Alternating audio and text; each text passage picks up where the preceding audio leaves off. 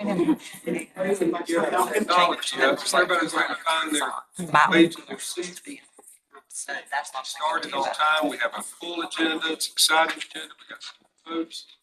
And the governor's coming a little later, so want to make sure that we. Hey, Madison, how are you? It's good to see you. Oh, they're supposed to be. Fairs. We'll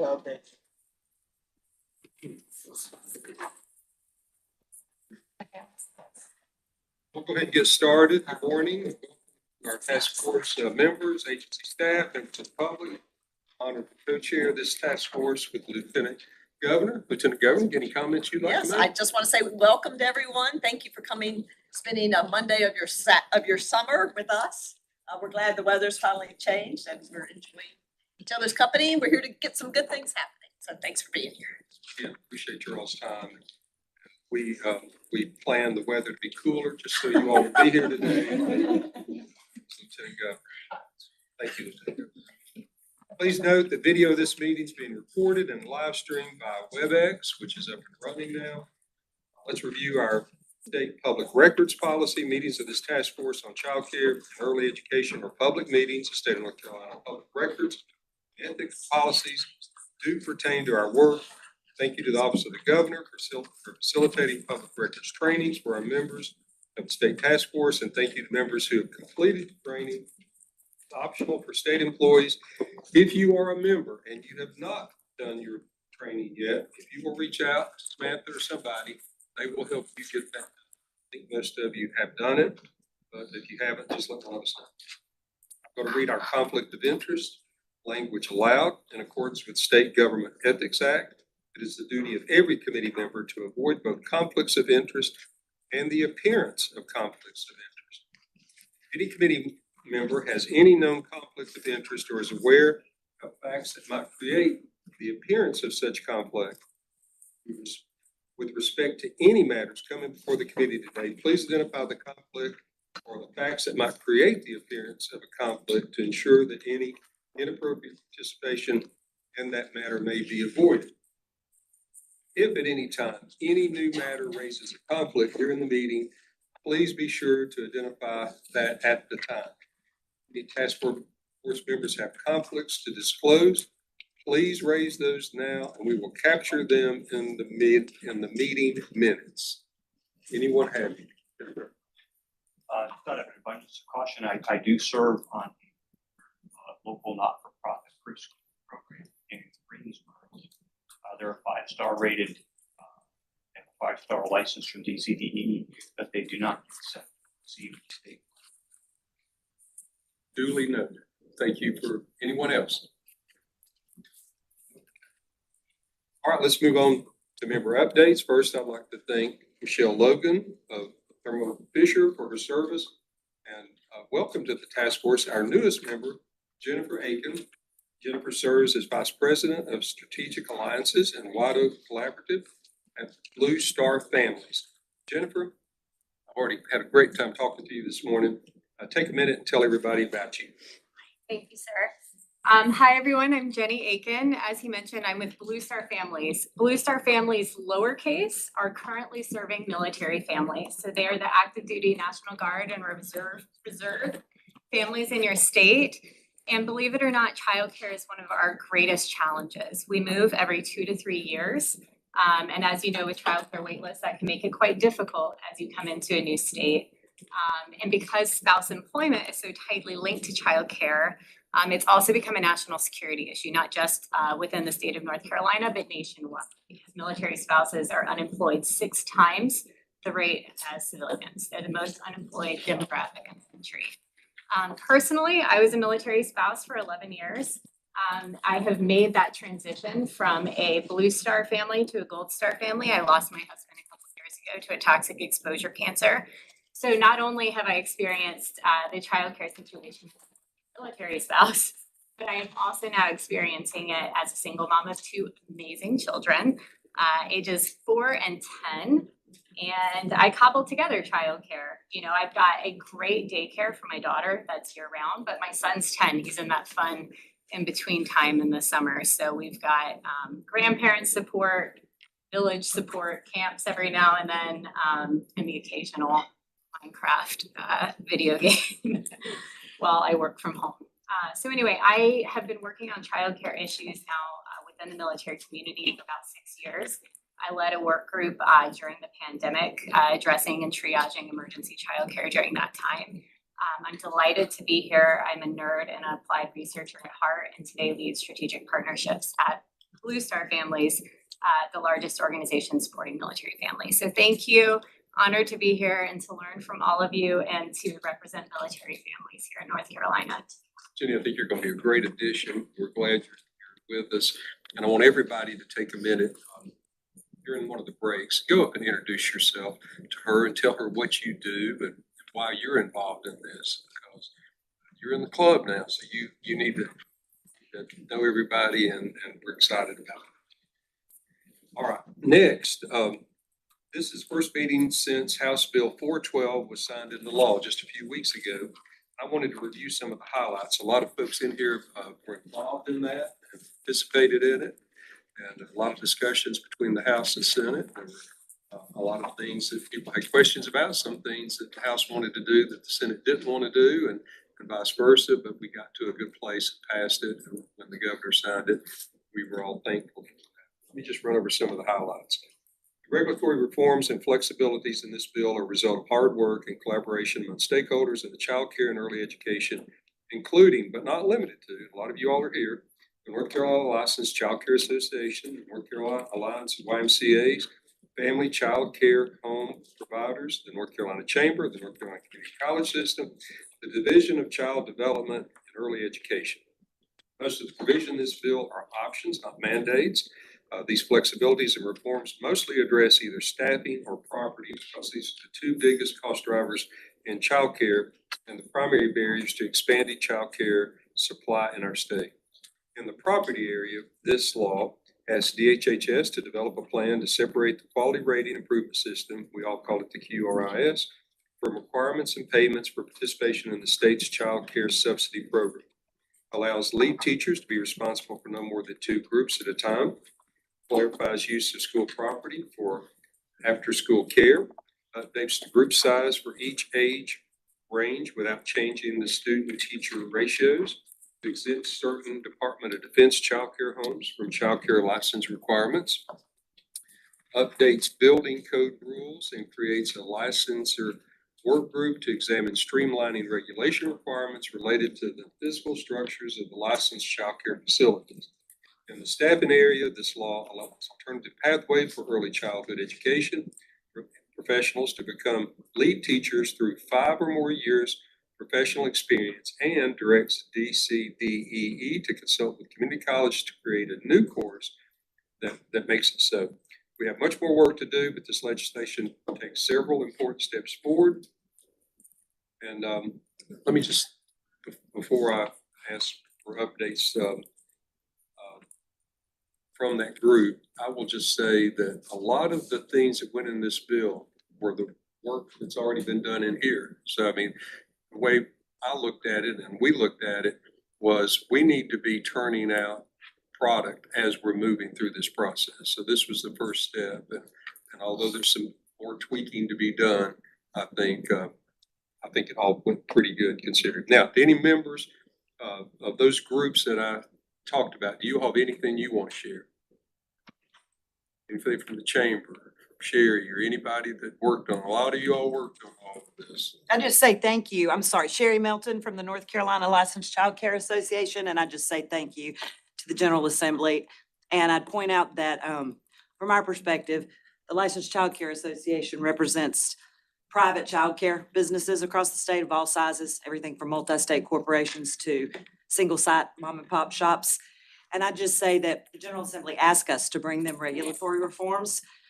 We, of course, have said repeatedly, session after session, that more investment is needed, but they asked for regulatory reforms. And so we brought them everything we could think of that wouldn't undermine quality or safety. And I would just stress that there's not a whole lot of regulatory reform that can be done to solve this problem, because staff and property are the 2 biggest cost drivers and barriers to supply.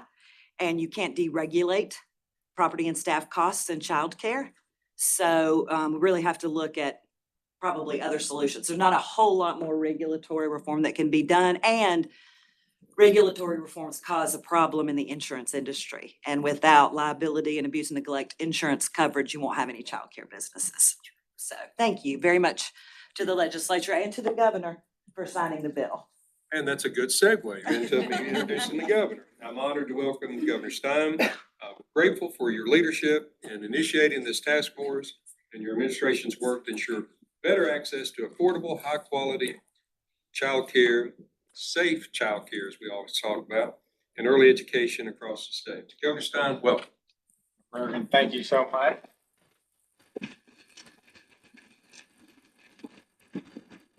How you doing? It is great to be with you, Lieutenant Governor Hunt, Senator Bergen. Thank you all for chairing this task force on childcare and early education. And thank all of you for bringing your unique perspectives, your expertise, your knowledge about what can we do to make childcare more affordable, more accessible in North Carolina. We all understand the constraint. We also all understand the importance of it. It sets kids up for a lifetime of success when it's done right. It helps free parents who want to be in the workforce to be in the workforce. It puts productive employees back in the workforce, helping businesses that are struggling to find the right people. And all of it has the benefit of stimulating our economy, helping it to continue to grow. So it is truly a win-win-win. I'm glad I caught most of the description of HB 12, which was a positive step forward, but I really like the sort of reality check that it does create more slots, but it doesn't solve the problem. And what's going to solve the problem is resources. We need more resources to help address the issue of cost, which is so prohibitive to so many parents. There are not enough childcare slots to meet the need. There's something like one slot for every 5 people who want one. And if you can find a slot, a lot of parents can't afford the slot because it can cost as much as a university education. So we know the problem before us. We just have to figure out what's the most efficient way to put resources to this problem that we can make a difference in people's lives. That's what the task force is about. You all have hit the ground running. You talked about the child care subsidy reimbursement rate that has set a statewide floor. We had creative ideas in the initial report on making childcare subsidized for childcare educators, but also for state employees.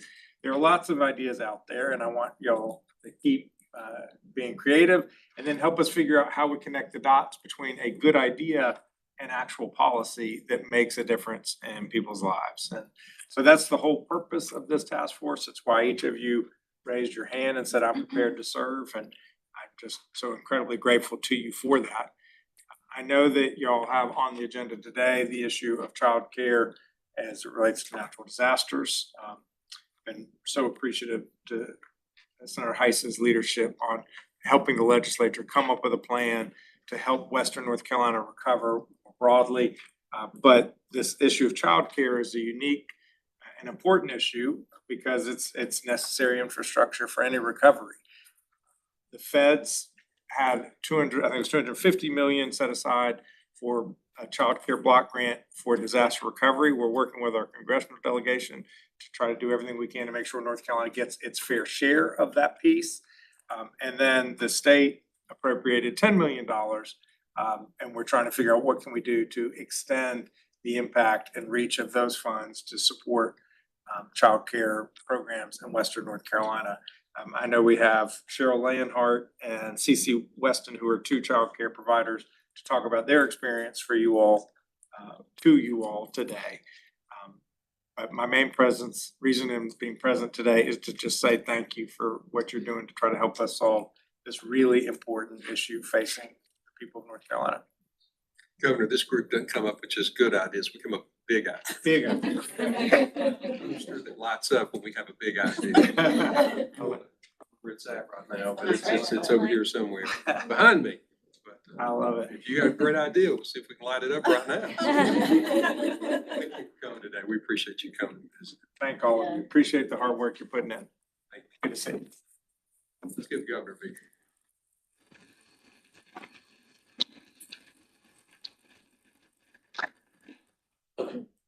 Gosh, we are right on time. Thank you, Governor. Give us right on time.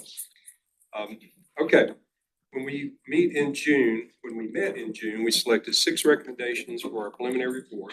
It was sent to the governor and published at the end of June. I hope everybody got it, reviewed it. It was great. Presented well. I enjoyed reading it. Since then, many of us have gotten feedback from colleagues, stakeholders, and leaders in childcare and early education. Let's use the next few minutes to share that feedback and any other reflections on the report in an open discussion. And I'm going to open it up. And if you just want to raise your hand and share some thoughts, I would love for you to do that. Not, we're going to keep right on there. Did you have anything you would like to say? Anybody?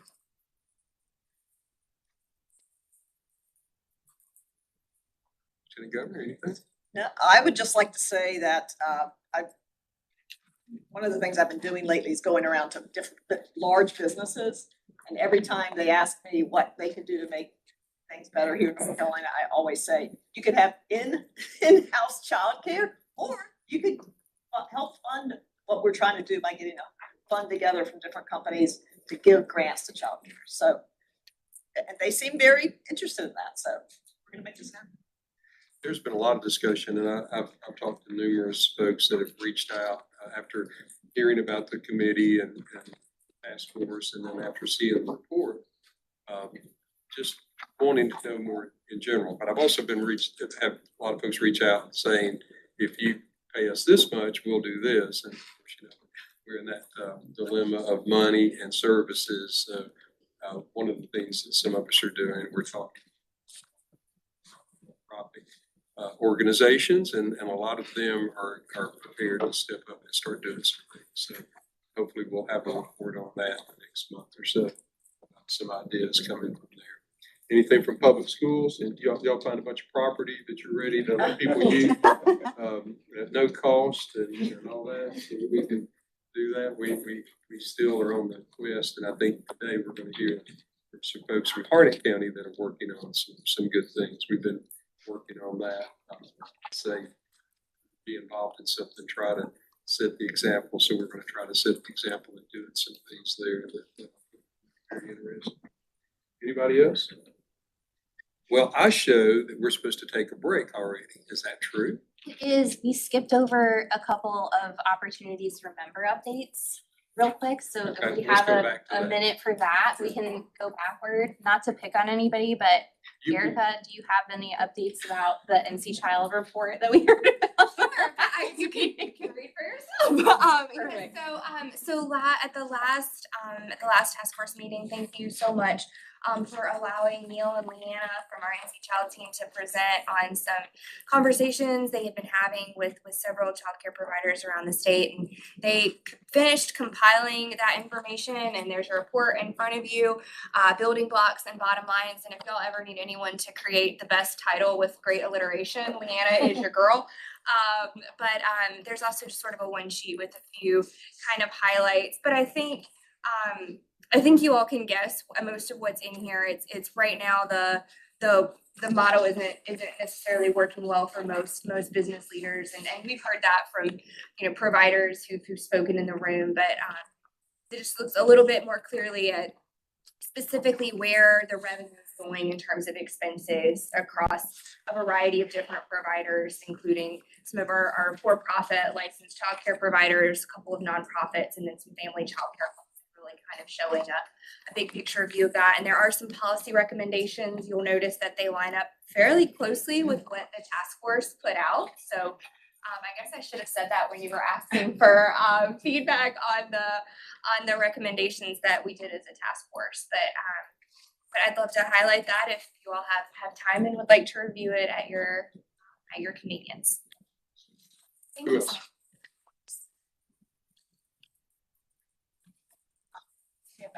I'll just kind of weave together maybe even a response to the report and also a bit of an update as it relates to the comments around the philanthropic community. I represent our Invest Early NC, which is our North Carolina early childhood funders.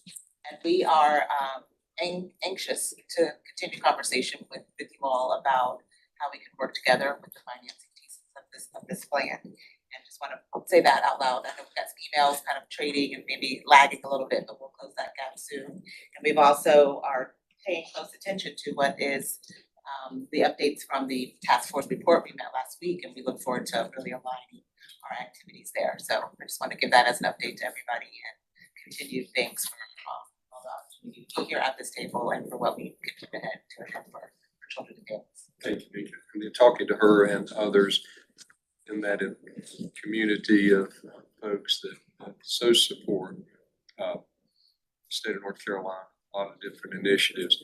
I think they can have not only a great impact, but also motivate a lot of other things to happen. Sometimes you just need people to take the lead, encourage other folks to do it. It's kind of like raising money for United Way or Red Cross or Samaritan's Purse or anything. It's terrible when things have to happen for us to come out and do that. Sometimes that's the catalyst that it takes to get us to focus on whether it's what's going on in the mountains of North Carolina or the coast when we have problems. It seems like urgency sometimes is what it takes to bring out the best in activities, and sure focuses our prayer lives. I know when something happens, and so encouragement. Anybody else want to give a report? Yes, Amy. I'm Amy Covich, president of the North Carolina Partnership for Children and the statewide Smart Start Network. And thank you both for co-chairing, and Samantha for all your good coordination and for the development of this wonderful report. Two things that are embedded in here, maybe not called out as explicitly as we may get to at some point, but it goes to that employer support for early care and education. And that TriShare, I believe, just in the last few days has another employer coming on, Piedmont Health. Very excited about that. And to the point of how long it takes to encourage and show the pathway for an employer to bring on a new employee benefit, which is paying for a third of the childcare cost with the TriShare pilot. But we're excited about that, and also with the work that Samantha is doing, philanthropic leads as well, to really elevate the options employers have for supporting early care and education. In other ways, like you mentioned, on-site or purchasing slots in a consortium of childcare providers, et cetera. And then the second thing is the Western North Carolina disaster relief funding. And that was a wonderful support to providers. It was 10 million. The funds got sent to NCPC in March, and we're at about the 2 million disbursement mark at this point, and building toward that. It's we hope not to need till 2030, but the expenditures are till that time. And as we're learning more about disaster recovering, unwittingly, we are thrown into it quickly. We're understanding much better about behavioral and mental health needs and how that timeline develops or unfolds after a disaster.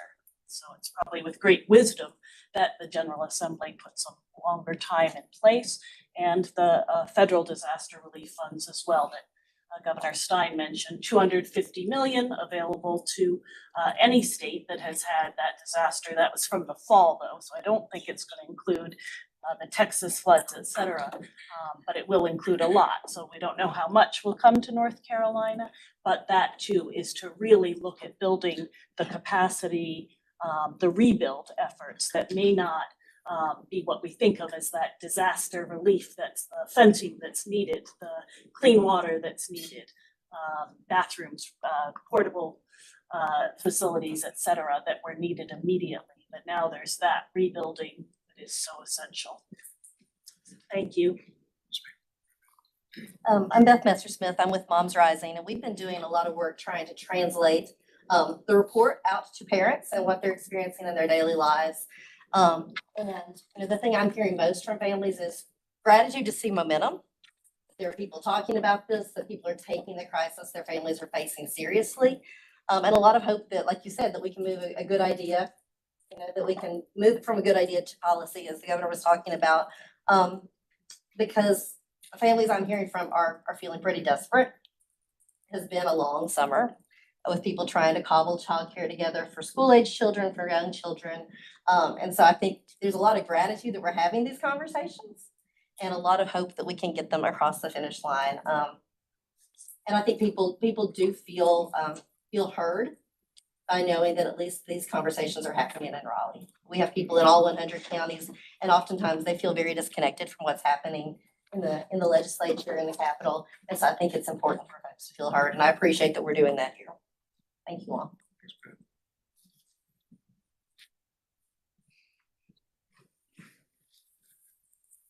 Well, Ralph, lives it every day up there in Spruce Pine. Ralph, tell us just kind of your observation.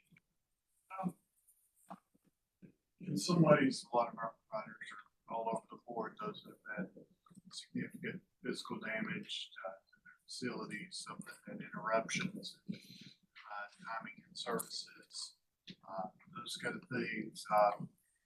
I say this with all disaster recovery. It's probably true it's moving at the fastest pace it's ever moved in any disaster. Sure doesn't make it feel fast.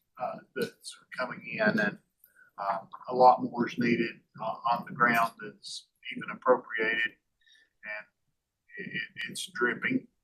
And I wouldn't say that just for childcare. That's true of any number of areas you're looking at, but it really is amazing to see all the work that's going on.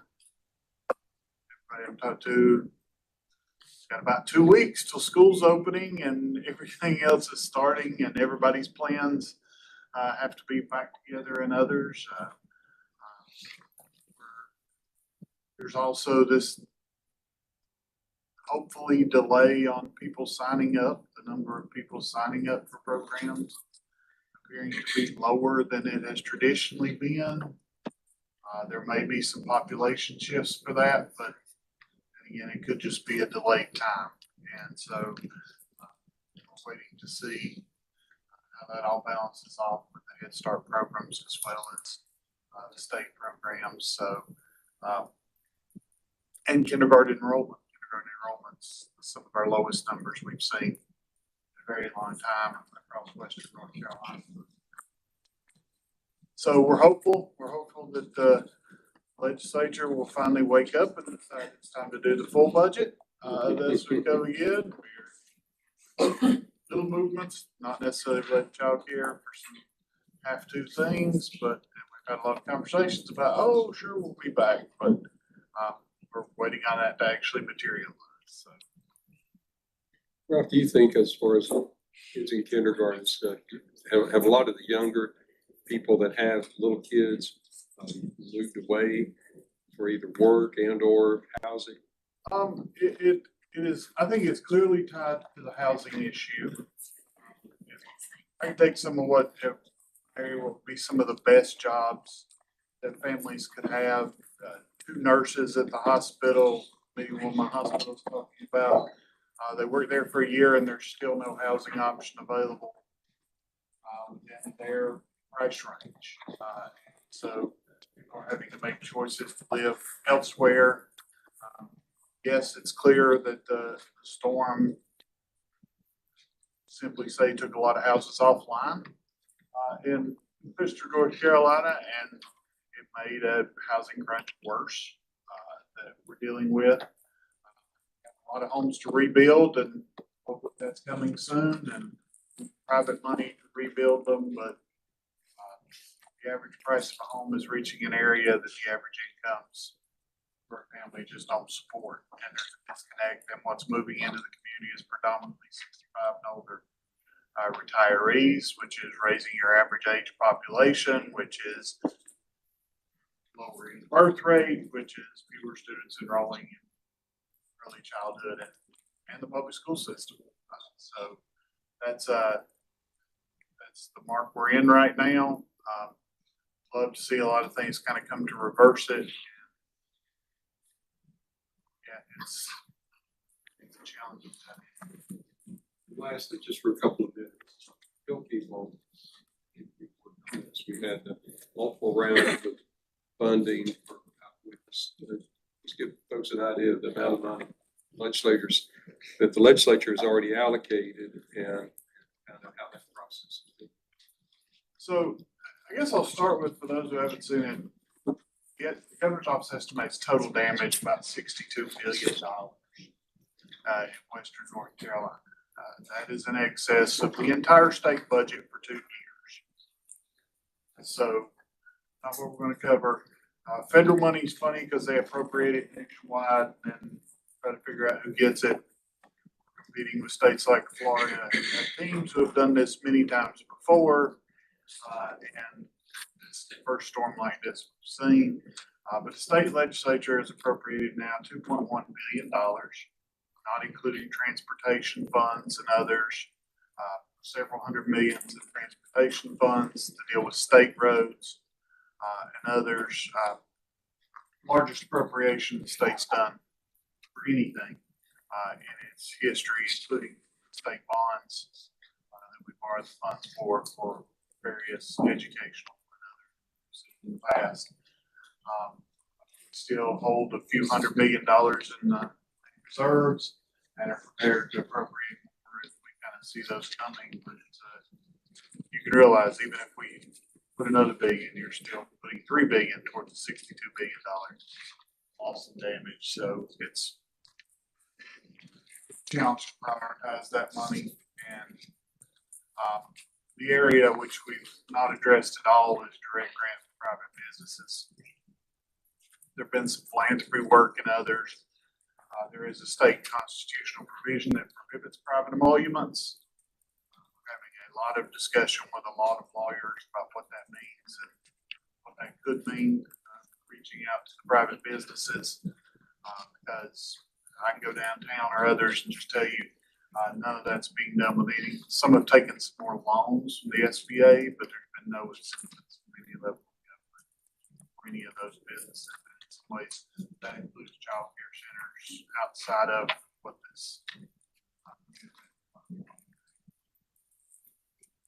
And the SBA, I've talked to folks up there, we have a number of insureds up there and SBA, and a lot of folks just can't take them, that they had their businesses paid off.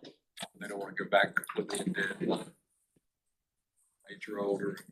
So there's just a lot of things going on there. If you all have any questions, Ralph is a great resource. Stays on top of all of that, the appropriations. Some of us all like the money. We want to get the money out, but we want to do it so that not only we're all accountable, but it's also child care is going to be approved. Keep us updated on that. All right. We are at the appropriate time to take a short break so everybody can kind of reorganize, get something to drink, get back. And so we're going to start back at 11:15.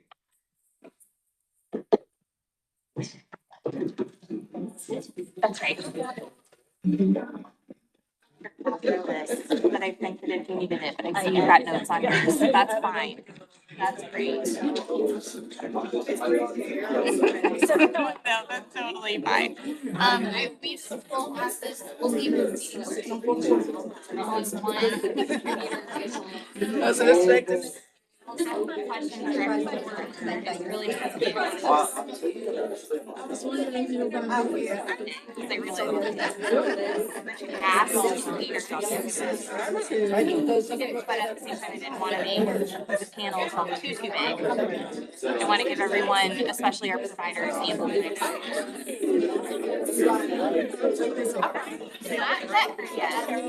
Thank you so much. Thank you again.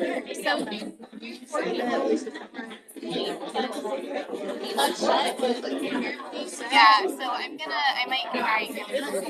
I know. Hey, Douglas.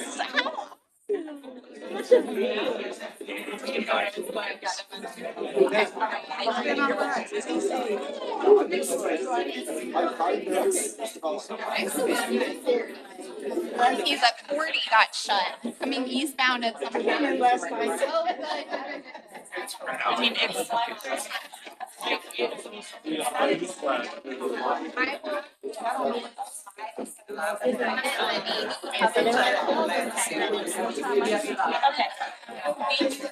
We can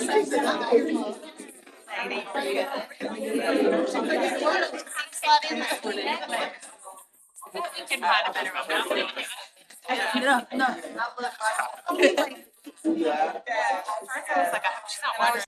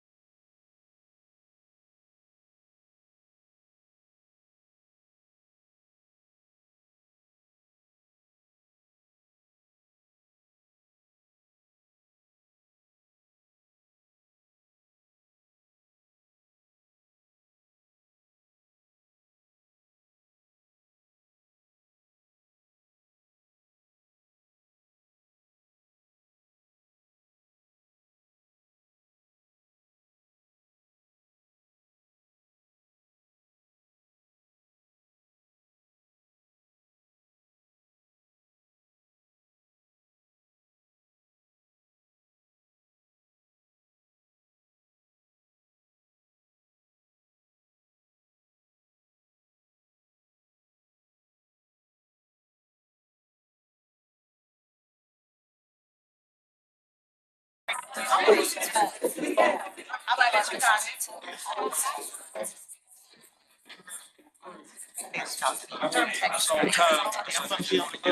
on time.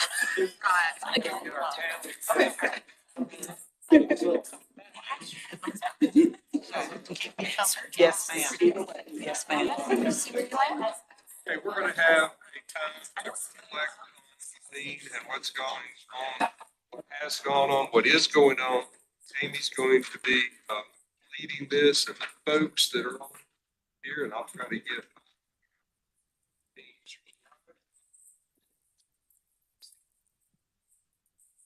everything.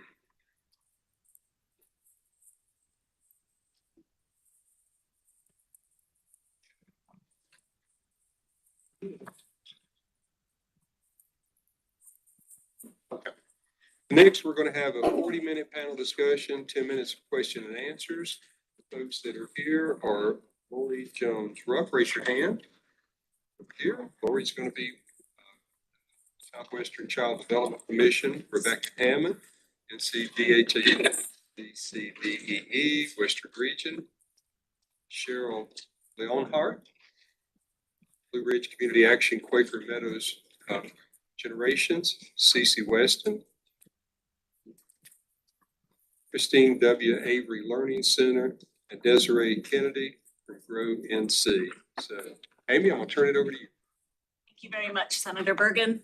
Good morning, everyone. Thank you all for being here as ever. Thank you to our co-chairs, and thanks again to Samantha Cole, who's behind the scenes doing a tremendous job of coordinating and organizing all of us. I also want to acknowledge Governor Stein and his reflection on the role of childcare in the disaster recovery, as well as your efforts, Senator Heiss. Thank you so much for all you have done. On September 26th, the storm was brewing, and just to lead us off in thinking about who are the folks working in early childhood in our great state of North Carolina, I got a text from the Blue Ridge Local Partnership Executive Director pretty late on the 26th saying, Amy, I'm fine, but I hope Raleigh does okay in this storm. I hope you all are okay. And, you know, woke up on Friday and was trying to reach her, and we all know and have our own stories of those experiences. Another note that I wanted to, or message story to bring forward before I turn it over to the folks who have the real stories, is the immediate emails and texts from childcare resource and referral staff, Smart Start local partnership staff, Tara Fish and way over in Harnett County saying, what can I do? I'm ready to go. I've got the mobile preschool. We've got Head Start grantees in other states saying, what can we do? And that is such a reflection of this early childhood field that so often takes grief for being lack of coordination or collaboration. And you've not seen anything like it. The collaboration was astounding. And then also emails from the state offices, from DCD immediately, from the governor's office, from DCD even saying, we could run the task force, Amy, or if you want to take it, go for it. We got a few things on our plates right now as we're helping childcare providers recover. So we did set up this state level, Hurricane Helene, or Tropical Storm Helene childcare task force at the state level where we met every Wednesday. It's now moved to a monthly meeting of state level organizations, but importantly with Western North Carolina folks, the experts, the folks who knew most accurately what was needed, leading the way and sharing with those of us at the state level. I am very honored to facilitate, to moderate this panel today, and want to give time for you all to share your reflections and stories and own experiences that are so powerful, and that you are incredible in your recovery, your ongoing recovery and support to young children and families and all who care for and educate them. There's Lori Jones Ruff, who's Regional Programs Manager at Southwestern Child Development Commission Incorporated, there. And then we have Desiree Kennedy, Program Officer at Governor's Recovery Office for Western North Carolina, that's GROW-NC. And then next up, Cece Weston, Director of the Christine W. Avery Learning Center. And then next, we have Cheryl Lenhart, Assistant Family and Child Development Director at Blue Ridge Community Action. And then Rebecca Haymond, Western Regional Manager at the HHS's Division of Child Development and Early Education. I also want to recognize Rachel Shelton. Rachel is at the Western North Carolina Early Childhood Coalition. Welcome, Rachel. We're very glad you're here with us, and she will offer some insights as well when we get into the Q&A. To start off, I want to pose a question to Cheryl and Cece, both as childcare providers. You each lead childcare and early care and education organizations impacted by Helene. And in a couple of minutes, could you give us a sense of what the impacts were to your centers, to your staff, to the children, to the families? And I'd like to turn it over to either one of you to lead off. Yeah. Okay. So, as she said, I'm Assistant Family and Child Development Director for Blue Ridge Community Action, and I'm also the Center Director for our center in Morganton, which is Quaker Meadows Generations. We have 3 centers total, but one was in our in Burke County also, but we didn't sustain any damage to that one that was in Eastern North Carolina and Eastern Burke County. And then we have another center that's in Caldwell County. And we had some tree damage that come down, but nothing to where the centers couldn't open. So in our location in Morganton, we had 4 feet of water that was in our center, and our center housed 124 children, which were in daycare, early Head Start, and NC pre-K kids. And also in that center, we have like adult daycare. I have like 20 some staff, plus all of our main office staff was in there also, like our finance. So, but we lost everything in the building. So our challenges, or what we faced, is like when everybody started getting internet and power back so we could start the communication right off the bat, like on Sunday, we had people like donating water. And so we were in touch with our staff to make sure, hey, do you need anything? Are you okay? Do you need to go to a relocation? We made sure we got in touch with all the families that we could get in touch with that had a way of communication. And then we put out there that, we're going to have water. If you want to come by the center and pick it up, whatever we could get our hands on, that's what we were offering. And so that was our major thing, is to get those services back to our families that we serve as soon as we could, and to make sure that our staff needed what they needed. And then, and then anybody else in the community we could help. So we started that off. And then, like I said, when communication got back, we had our local Smart Start in Burke County. They were on the phone with us. Hey, what can we do? And we was like, look, we got 124 kids. We need to find somewhere that we can go for emergency relocation so that their parents can go back to work. And so our staff can go back to work. So with our partnerships with our local Smart Start, with Burke County Public Schools, with our North Carolina Head Start Association, our North Carolina Community Action Association. It was so many partnerships across North Carolina that we came together, and we had 95 of those kids relocated within 3 weeks at one of our local elementary schools in Burke County, our 3 to 5 year olds. And we walked in and they were blank walls, like they wasn't classrooms. So just like reaching out to vendors, the partnerships that we had was able to get those classrooms, 5 classrooms set up so we could get opened on August the 17th.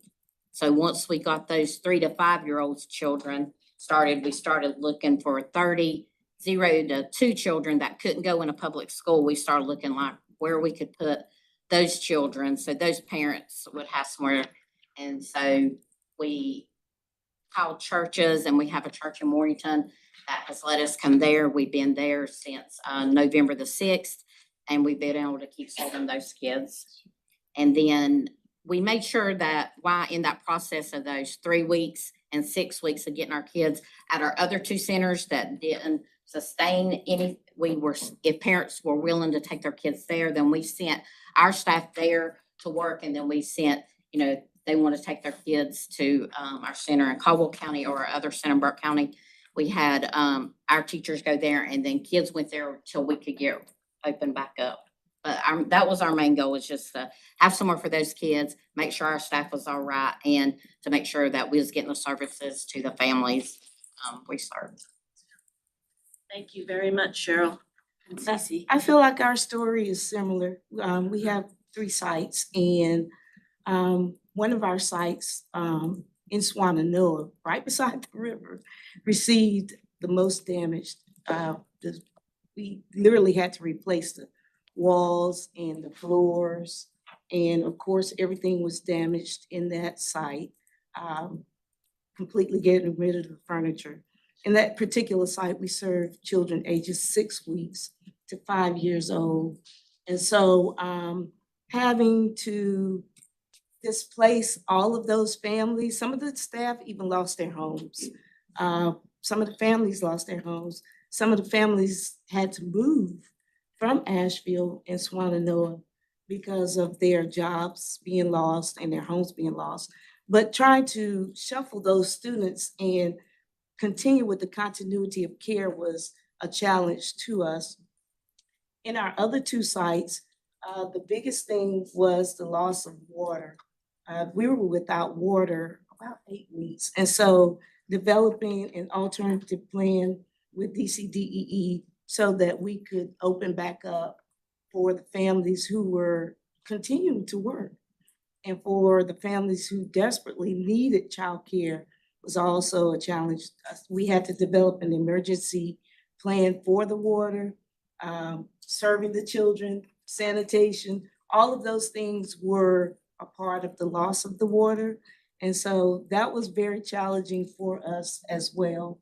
And again, what we did with the children in Swannanoa is put them in the other centers, and having to navigate that process because, again, we had to go through licensing regulations to do that and get special permission to have that happen, which was, I appreciate licensing working with us around that, but it was also a challenge because, again, families needed the care, and we were not able to provide that care until we were able to get all of those things in place. And so those are some of the things that we experienced during the storm.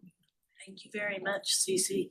It is incredible to think of and to think about the challenges you went through. I've been to your program, I believe, Cheryl, and I know that huge space, and to think of 4 feet of water and everything lost. And I think you rightly recognized the private donations that poured in, early learning companies and materials and resources that said, what can we do? How can we set up a classroom for you quickly? And I think as we go forward, we need to really learn about how do we leverage those dollars, if that's the immediate, and then you build upon that, because it seems like it's taken tremendous brain power for all of you to think, okay, these resources go to this is gonna go to that. What is allowable and eligible for which recovery needs. Thank you for sharing those. I'm going to move to Lori and Rebecca just to check on time, but we can certainly circle back, and we'll leave time for you, Rachel, also to share. But Lori and Rebecca, each of your organizations, so you're at Western North Carolina arm of CCR&R at the Council at Southwestern Child Development Commission, Lori, and then with North Carolina DHHS DCD. We're working around the clock to surge support to affected children and families and teachers, providers. And then there were national organizations working as well, International Save the Children, Baby to Baby, Child Care Aware of America, regional leaders, Dogwood Health Trust, I know Kaplan Company leaned in, and others. could you shed some light on the partnerships that you helped to develop and think about how can you take some of that burden of administrative burden off providers to leverage partnerships and blend and braid funding? Do you want me to go You wanna first? go ahead? Go ahead. Lori. Lori Ruff with Southwestern Child Development Commission, and our agency is a part of the North Carolina CCR and our network that and our agency is one of the council management agencies. We specifically support the area of Western North Carolina. Our agency also administers the subsidy eligibility program for 14 Western North Carolina counties. So in the type of work that we do, my first thoughts were around after making sure that all of our staff were okay. We did have some staff that lost homes. But the next thing was your brain immediately goes to the childcare programs and the families. And what can we do? What are our connections? How do we support? One of the first conversations that I had was with Dogwood Health Trust.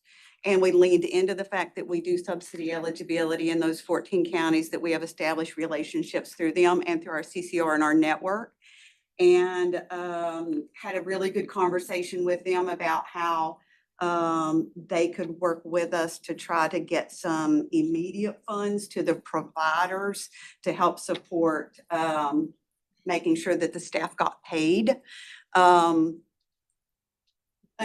is an option, but once you lose that early childhood educator to a different type of work, the chance that they're coming back is very unlikely.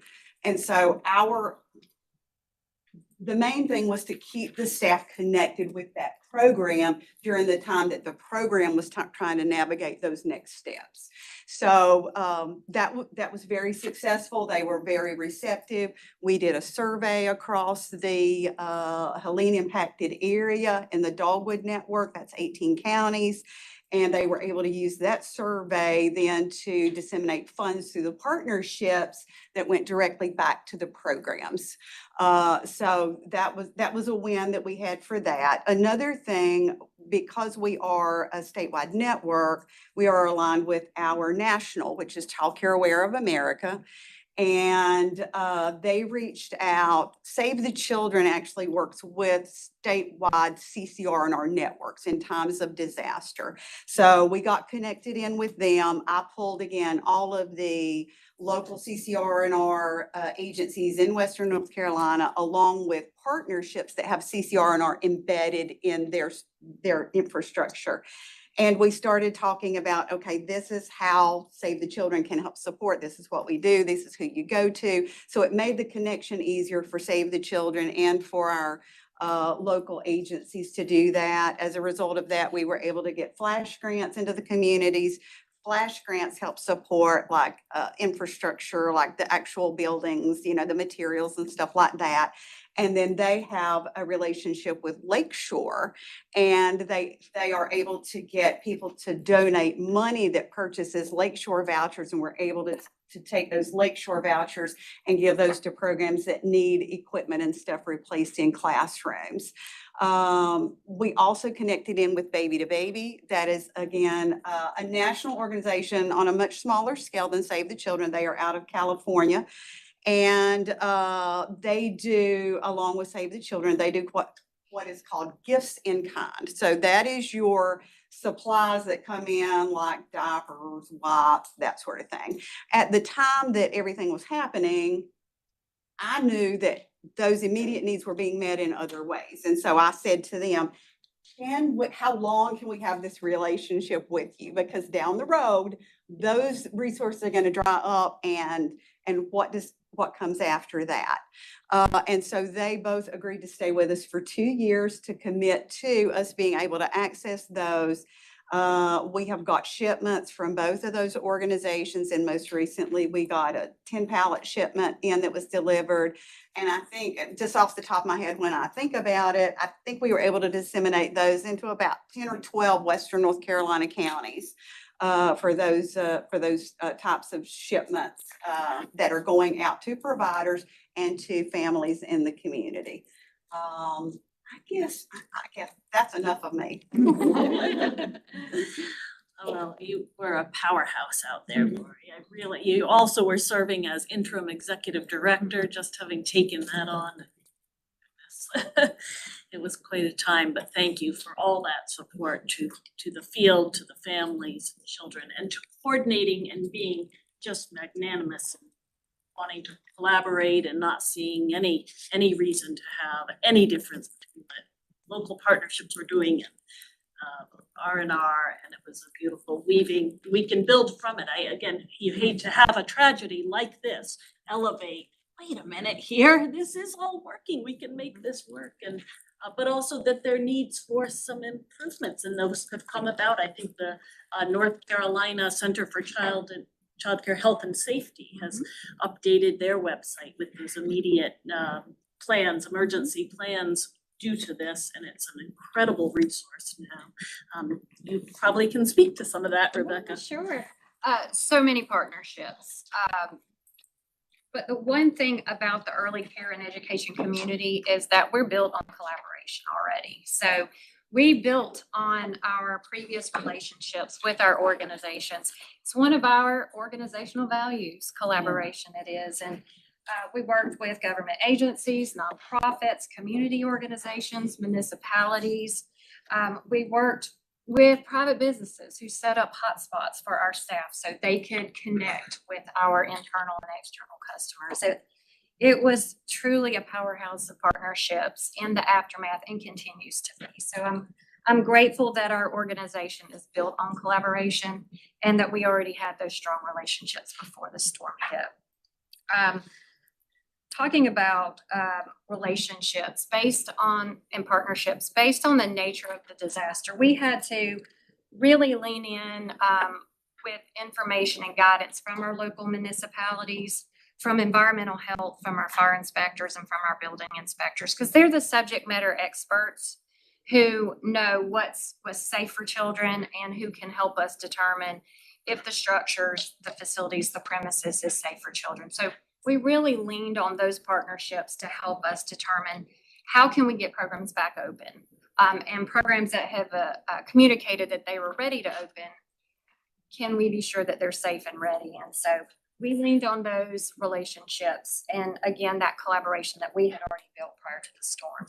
And Lori mentioned all the different supports of Southwestern Child Development Commission from Smart Start, whether that was pulling resources for materials, pulling together plates and napkins and cups and items for safe service. That was essential in helping our programs to get back open safely, given the limitations that they had with water and so that was really, really helpful. Smart Start also helped us with collecting and distributing water tanks. As was mentioned, many of our communities were without water for a long period of time. And specifically the Buncombe, the Henderson, Avery, and Mitchell counties, those were primarily the areas that were on, which I'll talk about in just a bit, emergency operation plans. But we needed a safe way for continuous flow of water. And so Smart Start was instrumental in helping us get those items in the hands of child care providers. Southwestern also helped us with the emotional toll of our staff. We were living it, we were seeing it, we were experiencing it, but we were expected to do our job and support our internal and external customers. And it was a tough job, but they helped us connect with Save the Children, and they provided 2 sessions of psychological first aid for our staff. That was helpful for us to process what we were going through, to help understand that in the phases of a disaster, you're going to have multiple emotions. And so that was a welcome partnership there, just to help us continue to do the good job for the youngest citizens of North Carolina. So that's just a few. There's so many, but for time's sake, well, I've got to mention one more thing. Sure. One of the partnerships that we participated in with a collective group of us, including FEMA and the National Guard, was to deliver water directly to child care programs that were running low or did not have water to operate. So the National Guard and their Humvees delivered water to programs that were in short supply or who needed program water just to operate. So that was a helpful partnership. And I cannot not mention these ladies and their partnership and our relationship as a licensor and a licensee and their willingness to do things out of the box. They are the experts. They know how to care for children and they rise for us every time. And so just hearing their needs and their stories really helped drive us in our response. And I'm just grateful for the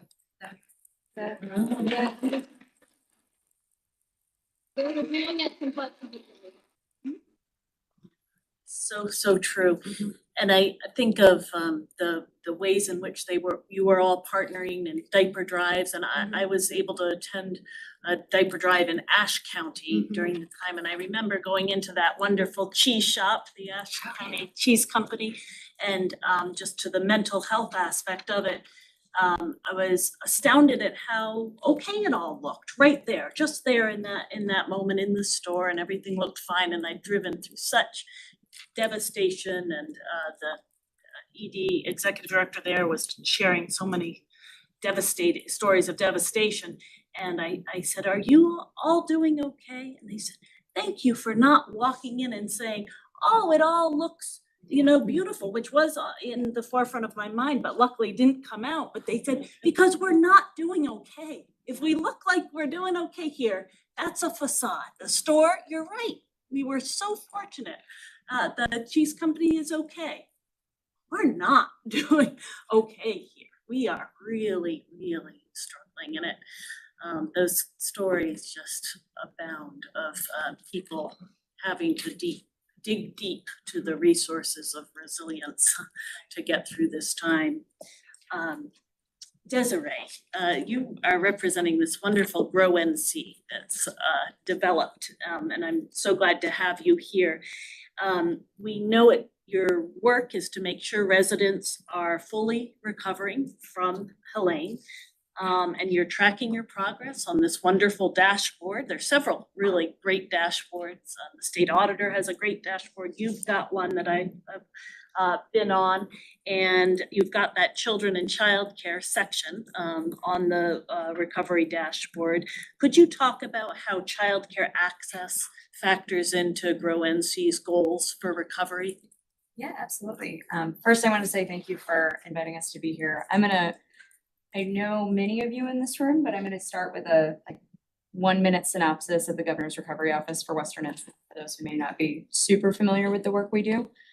So Governor Stein created our office by executive order on day one of his administration to really make sure that the recovery efforts in Western North Carolina from Hurricane Helene are moving as effectively and efficiently as possible. And to the points that both Senator Hayes and Senator Bergen have, there is money coming in, but we want to make sure that that money is going out as quickly as possible where it's needed and making that impact. It's not just about getting the money out, it's about getting it out and making it sure that it's reaching the communities that need it most. And there are a lot of pieces to that. So at Grow NC, we work with the General Assembly, we work with our state agencies, we work with our partners on the ground, philanthropy, trying to build this network and really ensure that we're breaking down silos as much as possible, create that cross collaboration. The recovery efforts, as you all are well aware, are not single-handed. They take everybody all at once involved, and we just are serving to try and identify those gaps, fill those gaps where we can, bring the right partners to the table. So all of that to say, thank you to everybody that's doing the work on the ground. And I think particularly in the childcare space, our relationships with NCPC and Smart Start, as well as DHHS and DPI and all of the providers on the ground have just shown really how much can be done when we're bringing people together. I will focus mostly on our broader long-term plan here because I think that shows a bit of forward looking, but just to touch on some of the things that we've been able to do with partners on the ground so far. And a lot of those partners are in this room. So thank you all for that. But I think, the the governor mentioned the $10 million in childcare funds that the General Assembly allocated early on. We are working with DHHS and NCPC and other partners on the ground to make sure that those funds are able to be used in ways that the childcare centers really need to be able to use them. But in addition to that, there have been other needs that have been identified that don't really fall into those cut and clean buckets of, you know, we have money allocated and this is how we'd like to spend it. It's more so, you know, in talking to childcare providers on the ground, we heard things like, you know, the children and are coming into our centers and they're relying on our staff members to be able to teach them and, you know, help them through the day when they're experiencing trauma. But our staff members have also experienced trauma. Where do they go? Like, who can they go to? So we were able, and I will say we heard this across, you know, artists and small business leaders and a number of different sectors across North Carolina. So we were actually able to go to DHHS and say, you know, we're hearing this, what can we do? So now there's a wonderful program out there that is offering trainings free of charge to, I'm calling it Train the Trainers. I think that is incorrect and I'm supposed to be calling it Help the Helpers. But Train the Trainers is stuck in my head for whatever reason. But it's a program that exists. It's funded by DHHS through the funds the General Assembly allocated for mental health resources to be able to make sure that, you know, the people who we are relying on to support our communities also have the support that they need. And that's, you know, one of the areas where we were able to identify some gaps that say, you know, because of these different lines of recovery efforts, GrowNC is able to kind of connect those dots. I will shift now towards our workforce development, but I heard a lot about philanthropy and collaboration, and I just want to thank, I know there are some philanthropies in the room, and you know, you mentioned Dogwood and all of the work that has been done with them. Senator Heiss mentioned that $60 billion tagline, and the money that we are getting in philanthropy has stepped up significantly. So I'd be remiss to not say and mention all of the great work that they're doing in this space too. But when it comes to, you know, looking forward, GrowNC is looking at long-term economic revitalization for Western North Carolina. And what does that look like? You may be thinking, well, we're here to talk about childcare, and childcare efforts play a significant part in that. And I don't know, I know we have a slide somewhere. I don't know if it's in packets that you all have received beforehand, but if not, I'll make sure that it all gets to you. That kind of shows our framework for long-term economic recovery. And there are all of these tenets of economic recovery along the top. And that includes, you know, arts, education, small business recovery, housing, all of those facets that need to come together. But then you also have the pieces on the side that need to overlap with that. And early child care and childcare development is a significant piece of this, because we understand, and the governor understands, as you heard I mention before, that childcare is part of the infrastructure that makes communities successful. And without adequate access to childcare and affordable access to childcare, you know, our economies just can't recover at the scale that they need to. So we are working with our partners on the ground, and I will say we're in the development phase of a long-term economic recovery framework.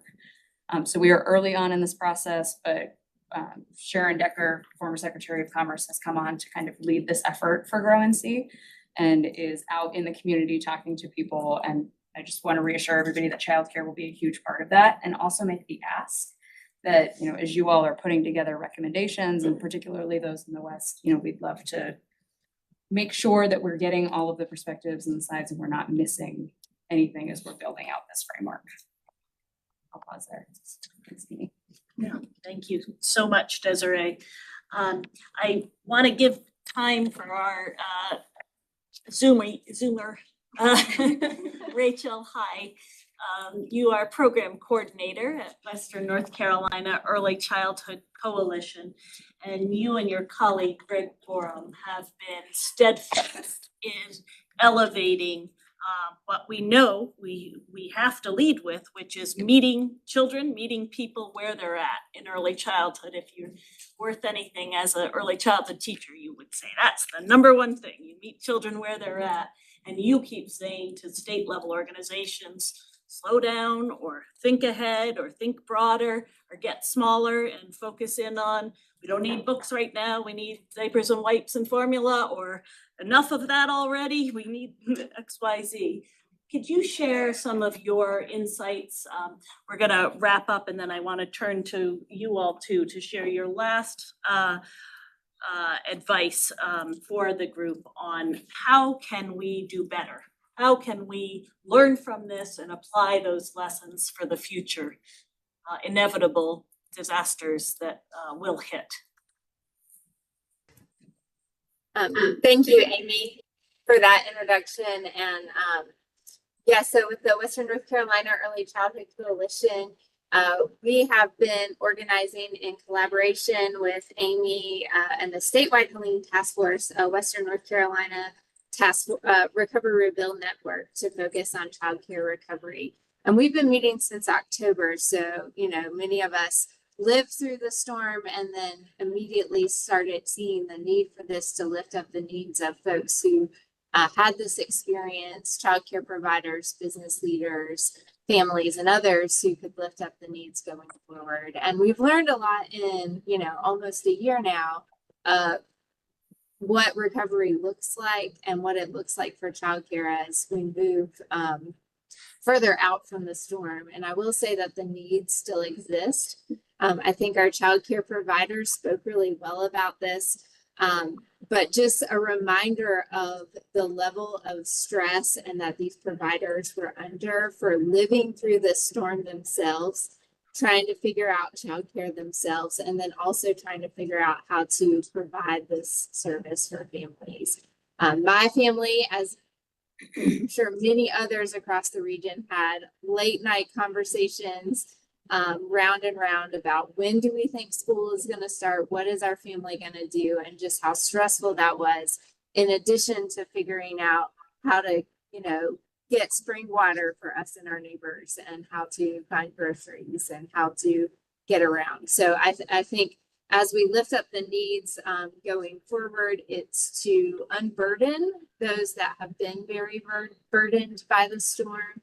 So thinking about how we can unburden providers and take one less thing off their plate of forms they have to fill out or hoops they have to jump through, or trying to figure out how to keep their business running that runs on a very thin margin in good times.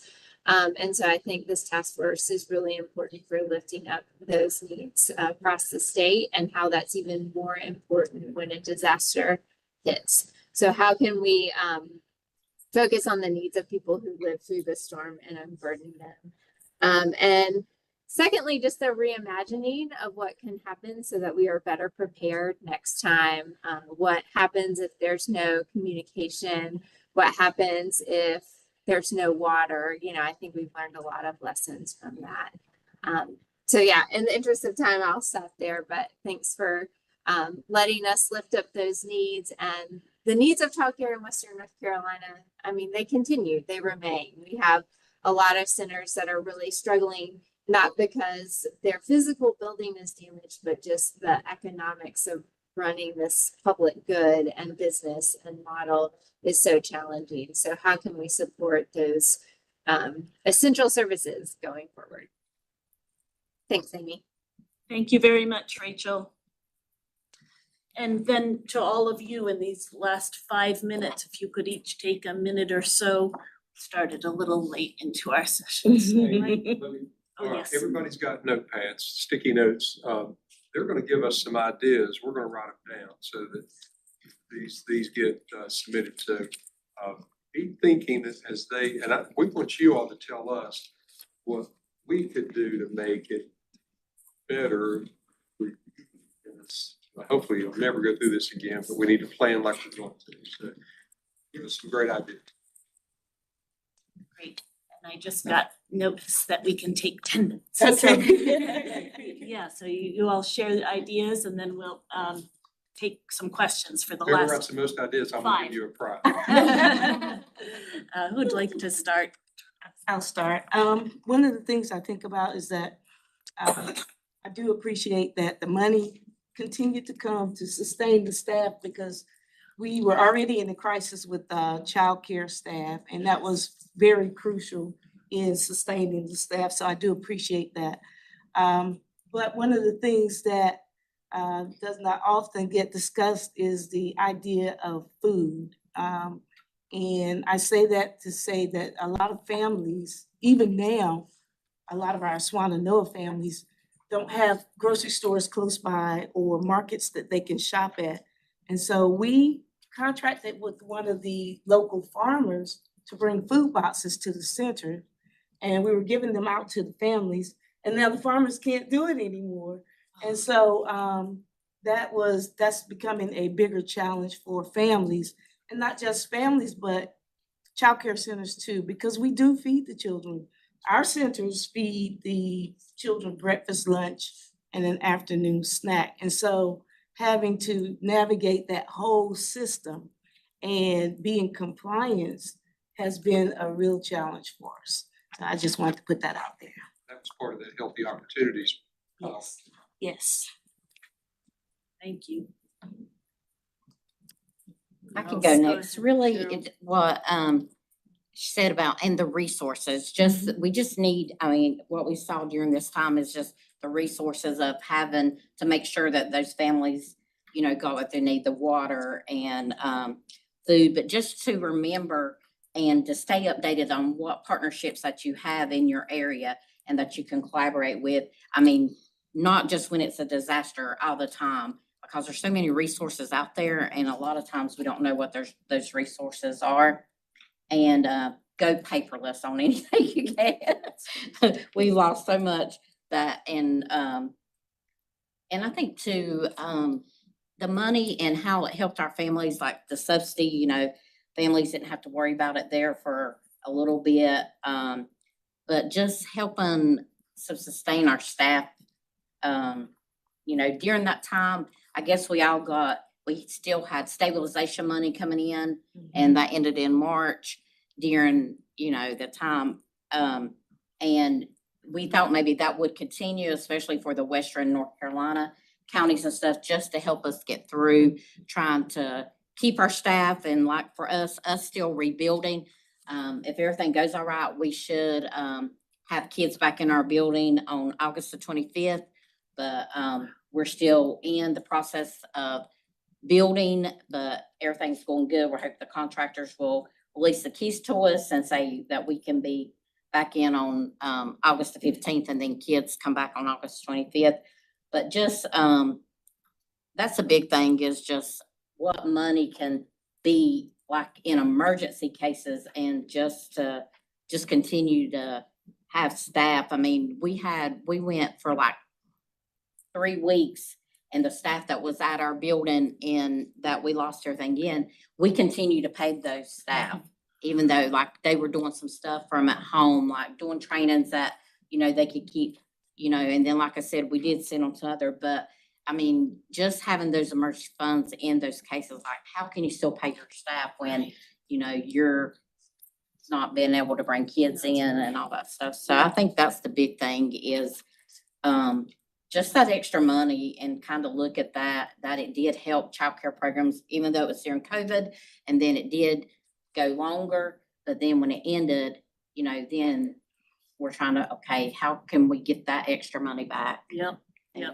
I just want to say one more thing. Cheryl spoke on this.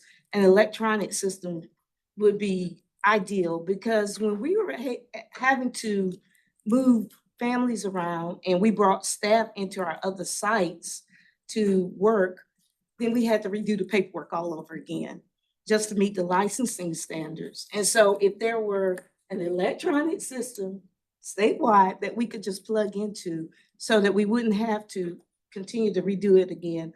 And once we opened Swannanoa back up, we had to redo the paperwork all over again. And so just having to have a system in place that helps us navigate that easier. Well, I think that goes with licensing. Now that we're looking at the QRS and switching things over, like when licensing consultant comes, we have to have like all this paper in a file.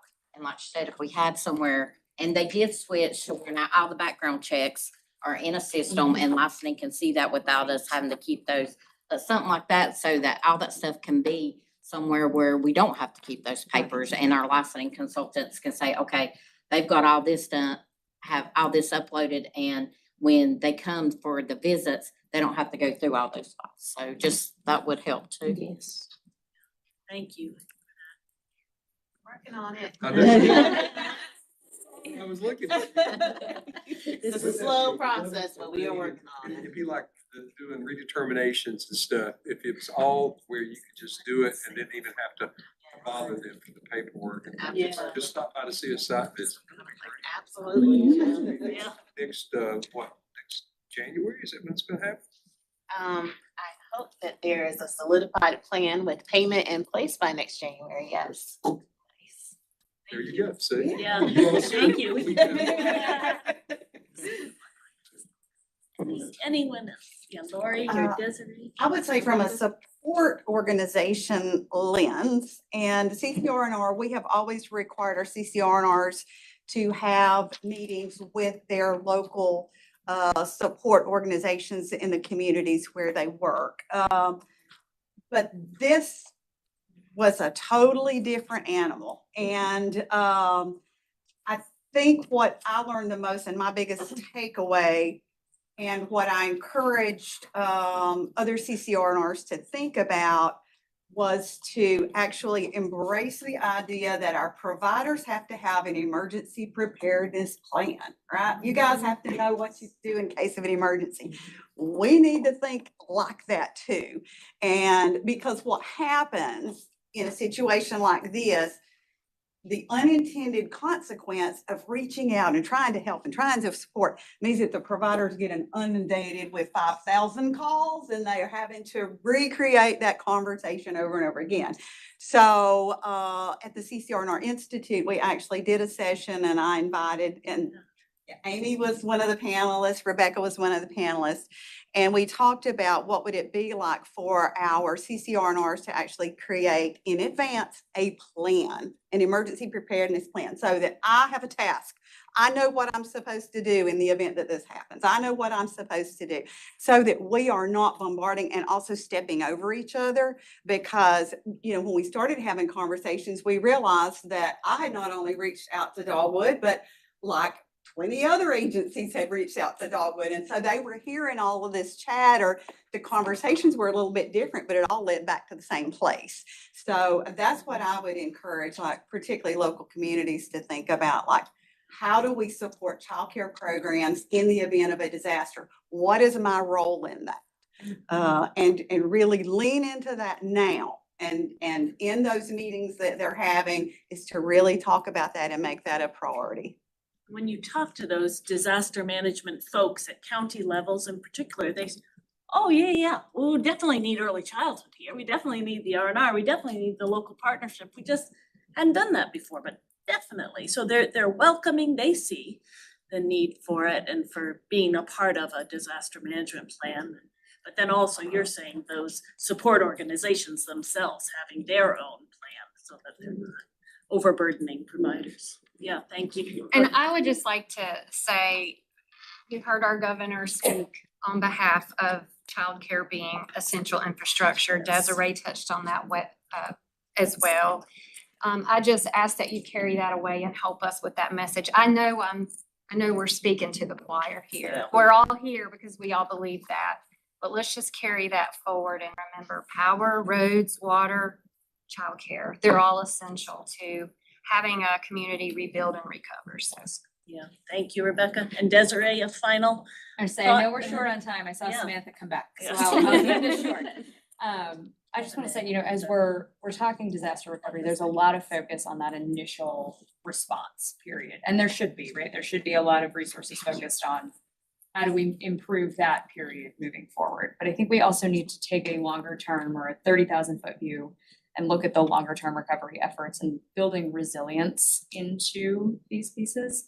And I think a big part of this that we've discovered, particularly in Western North Carolina with Helene, is that it's exacerbating problems that already existed. And that resilient infrastructure just wasn't there. So as we're building these recovery plans moving forward, how can we build resilience into those so that, God forbid, should something else happen here or elsewhere in the state, those programs are ready to withstand that. And that's a lot of looking at workforce development and affordable housing and small business support and all of these other pieces that fit into this broader infrastructure. But just, as you're thinking disaster preparedness, I think thinking about that long-term resilience is an important piece of it. I want to thank all of you, especially Cheryl and Cece. You all have been living it. Ezra, you've got a big job, and I know you know that. But all of you, thank you. And as we're coming up on the anniversary, I know that being here, even though going out there and seeing what happened is not like living there and going through it. The folks that have gone through it, I talked to Ralph a lot about, and a lot of our other members that are out there. So, we've been praying for everybody out there. We continue to pray for all of you all. Let us know what we continue to do. And let's give our panelists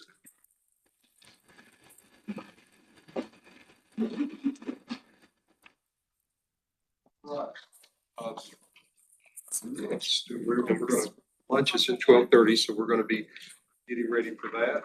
But, next, I'd like to turn the floor over to the Youth, Child Care and Development Fund. We're the Division of Child Development and Early Education. Hear about the division's disaster impact report for child care providers. Laura, welcome.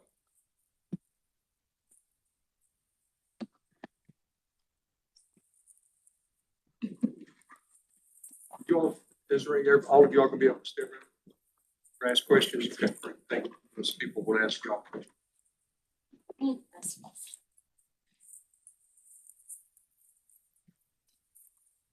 Want to go over here at that one. There, that's fine.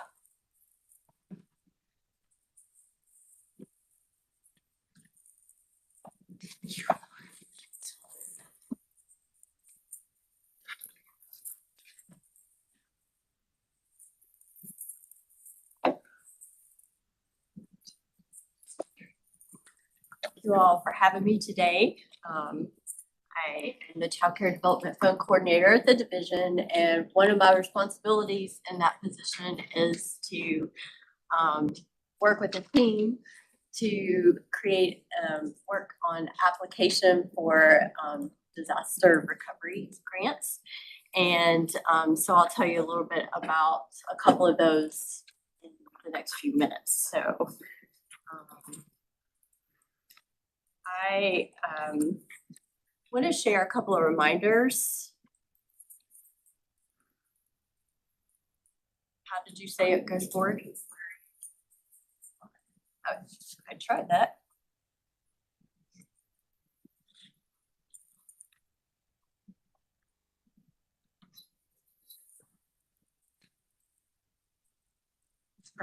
Thanks. So I wanted to give you a little bit of context of what we already had in place prior to Hurricane Helene. And Rebecca mentioned this, the division already had in place a disaster plan. In it, we have regulatory flexibilities, and we also have a plan for subsidy and how to distribute payment if the electronic systems aren't working. And we also have a communication plan with our partners in that system, and it's on our website, and our partners and providers can look at that and read it. And so we had that in place prior. We also had our childcare rules. For 10 years, our providers have had in place an emergency preparedness and response plan, and it is posted on it is housed on the North Carolina Emergency Management Risk Management Portal. And so we were fortunate to have those in place, and we're curious in the future to discover from our Western North Carolina folks, how did you use your plan during this Hurricane Helene? We haven't asked that question yet, but we hope to. And also we have a person in each childcare program that is required to complete a emergency preparedness and response and childcare training. And that person is designated to also train our staff, their staff, on their emergency preparedness and response plan. And they have to review that annually with their staff. So that was already in place, and then it's already been mentioned that we had a strong collaboration with our partners, and with Partnership for Children, Child Care Resource and Referral, North Carolina Child Care Health and Safety Resource Center. And we had some practice with disaster. It counts as a disaster with COVID-19 pandemic. And so we had already been working with our providers in a disaster, different type, and became stronger in our emergency response process. So even though this disaster was enormous as far as the impact, and we did have some strengths there already in place to help us through it. I wanted to share a little bit about also in place was the way our providers reported data to their child care consultant. At post-disaster, it is a procedure for our consultants to contact the providers, and they are to ask them different questions about, are you closed? Are you able to open? They talk about temporary relocating in other places. And they also have to, they share what damage impacts that they had. And so our consultants report up to the supervisors, regional managers, and our central office what impacts have occurred. And then we have a team at the division that discusses, where we are to go from there.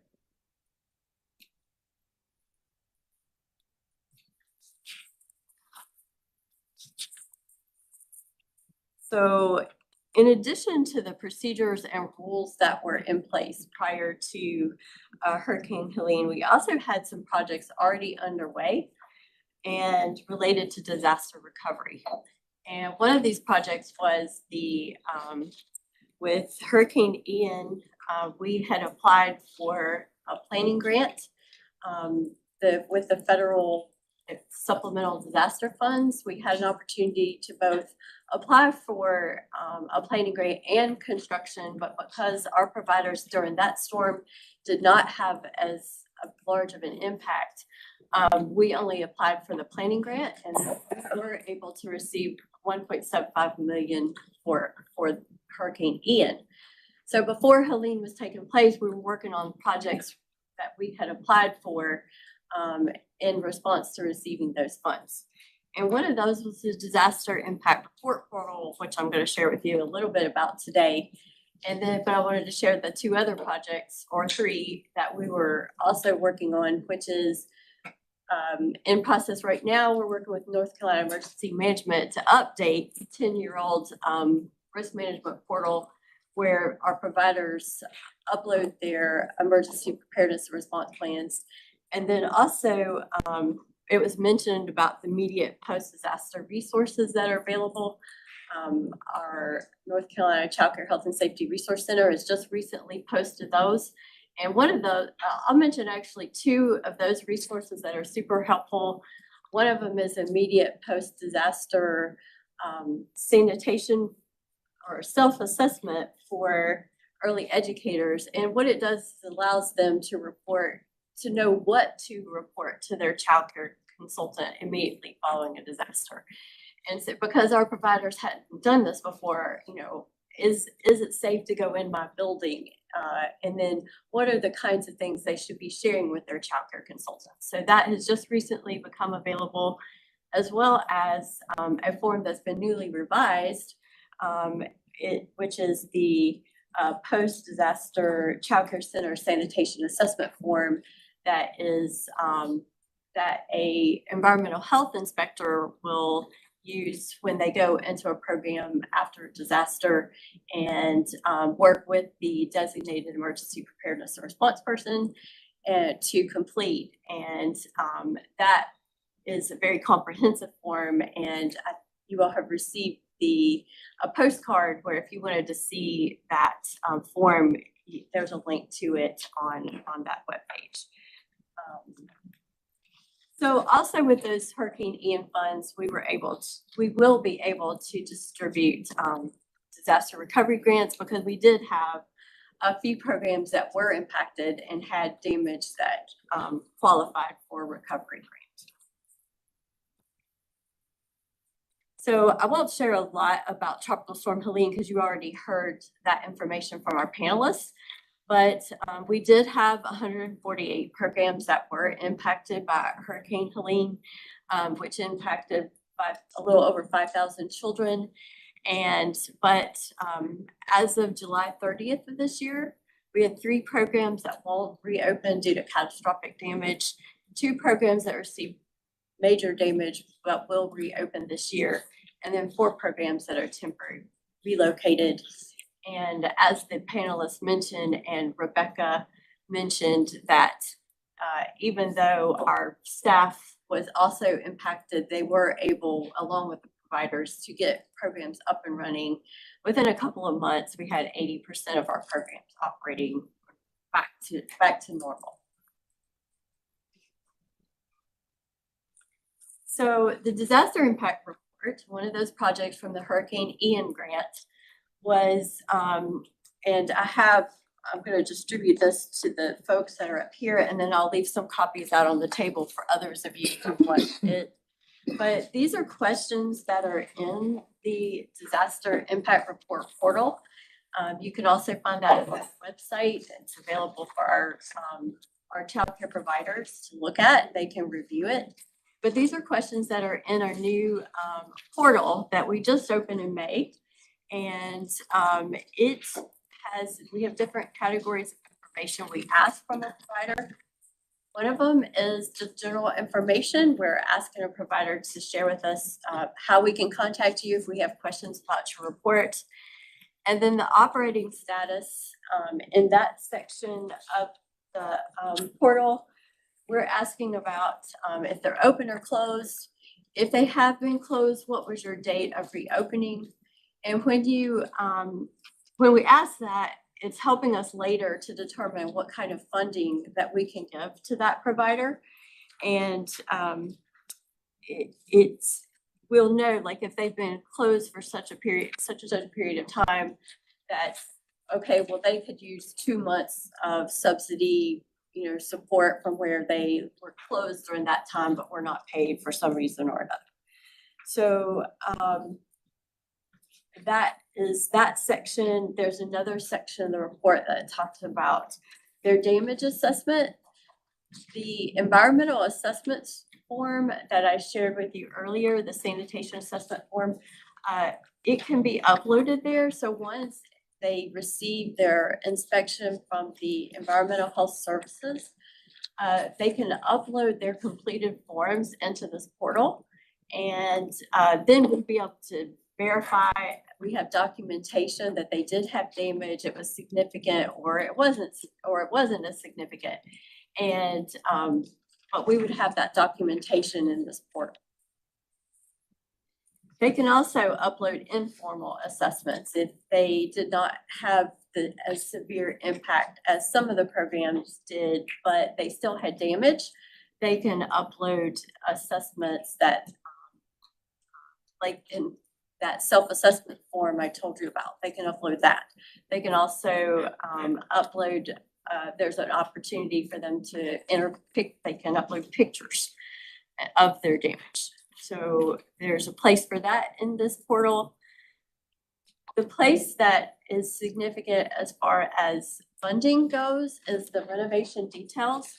We asked them for information about the repairs they've already completed. We asked them to upload receipts of what the repairs they've already made. We also asked them, if you've replaced furniture or if you've replaced materials in the classroom, if they upload receipts, and then they can let us know an amount that they totally spent on that.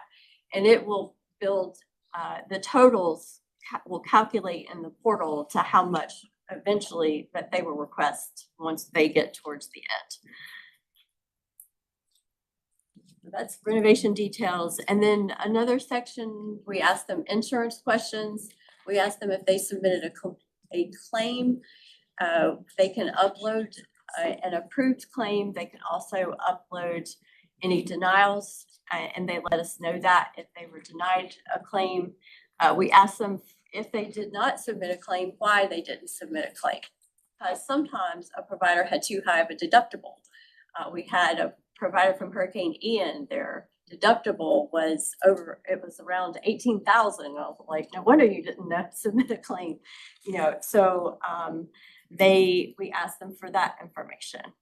And then last, the financial assistance section, we asked them to share with us if they've received financial assistance, what entity they received financial assistance from, and what amount that they received. They can also tell us how you plan to spend that money that you received. And so I want to share with you just the interface of the portal. It's on their NC Fast page of their website. And on it, they have a demo, a live demo, or it's not live, it's a recorded demo of how to use the portal. They also have a job aids to share with them with each disaster, how to use it to report on that disaster. It's very similar if you're impacted by Hurricane Ian and you were also impacted by Hurricane Debbie, then it's the very similar questions. The only different question will be for Ian, we don't ask, do you require construction or major renovation? And so that question we do ask in Helene and Debbie, because they can ask for funds that are $350,000 or more. As far as our federal funding, when we apply for the grant that those we're talking about earlier for 23-24 disasters, we can ask for construction funds for new programs to be built. And so we ask them if they would like to, are they planning on reconstructing their program? So this is what it looks like inside it. This is the page where they can upload their assessments of damage.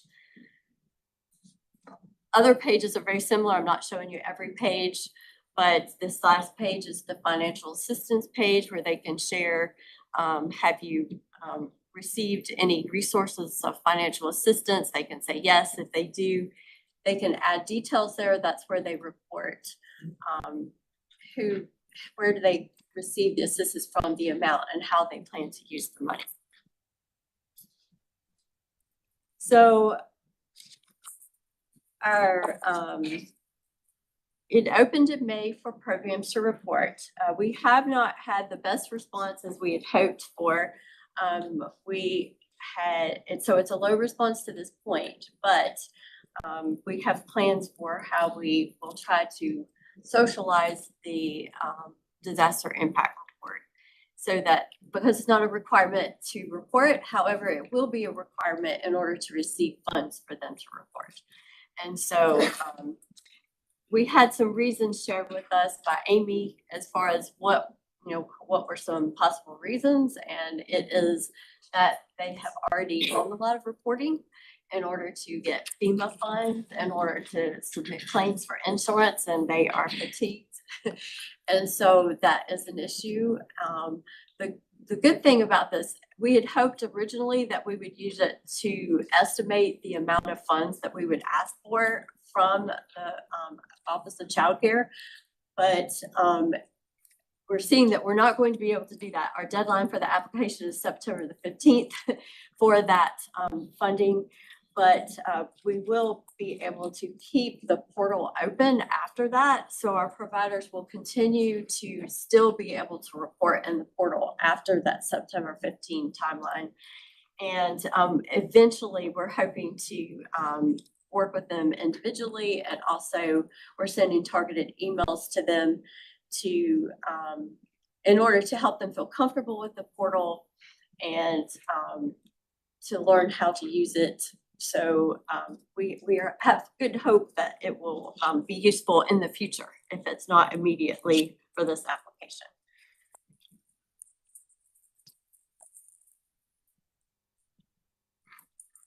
I'll just share a few of the benefits of the portal. The original reason that we created it was it was a way for us to be in compliance with the federal requirements for the grant money. We have to be able to document that the money is being used it's a direct consequence to that specific disaster.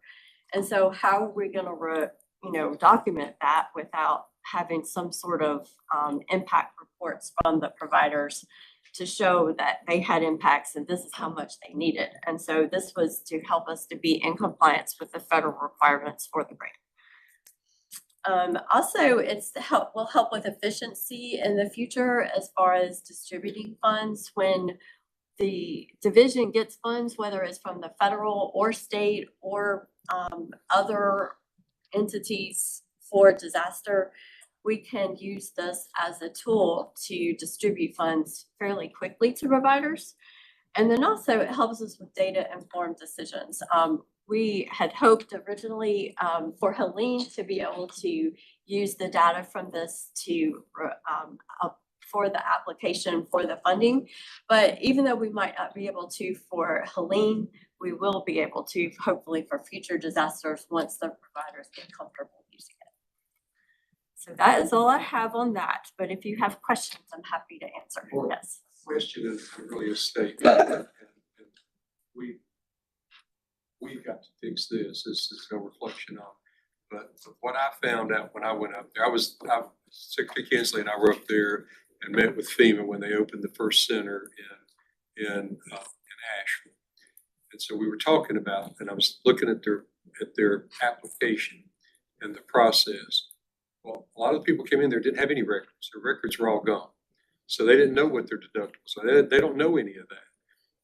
And then we were getting information, and then they have to turn around and go in another line to get more information for this program. We need to come up, and I've talked to some of the folks in Washington. There needs to be one application that everybody gets the same information off. And I'd be interested from Cheryl and Cece, did you all fill out these forms? Have you all done this? Yes, we did. You did? I was just looking over this. If I had just gone through a disaster and somebody handed me this to fix it out, I'd say, look, I don't have time to think about that. I'm trying to feed my family, take care of kids and do all of that. And we collectively have to make things simple for people. And if we could do nothing else from that, it's come up a way. How many did you say? 32 something billion dollars? Oh.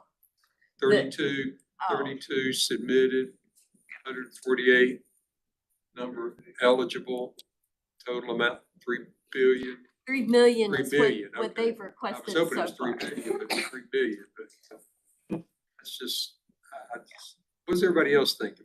Am I missing something? A universal application would be amazing. What? A universal application Oh, would be it'd amazing. It'd be great, but even, I said I had sitting there, there were probably 200 people waiting to be helped there at the FEMA Center. And there was a sense of not only helplessness, but hopelessness.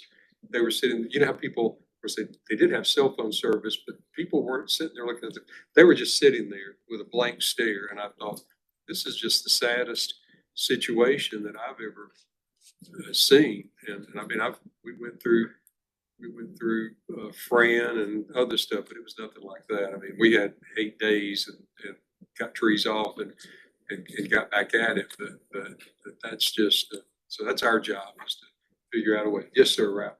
Yeah, I also will say, you know, to this, on lots of FEMA forms, these things.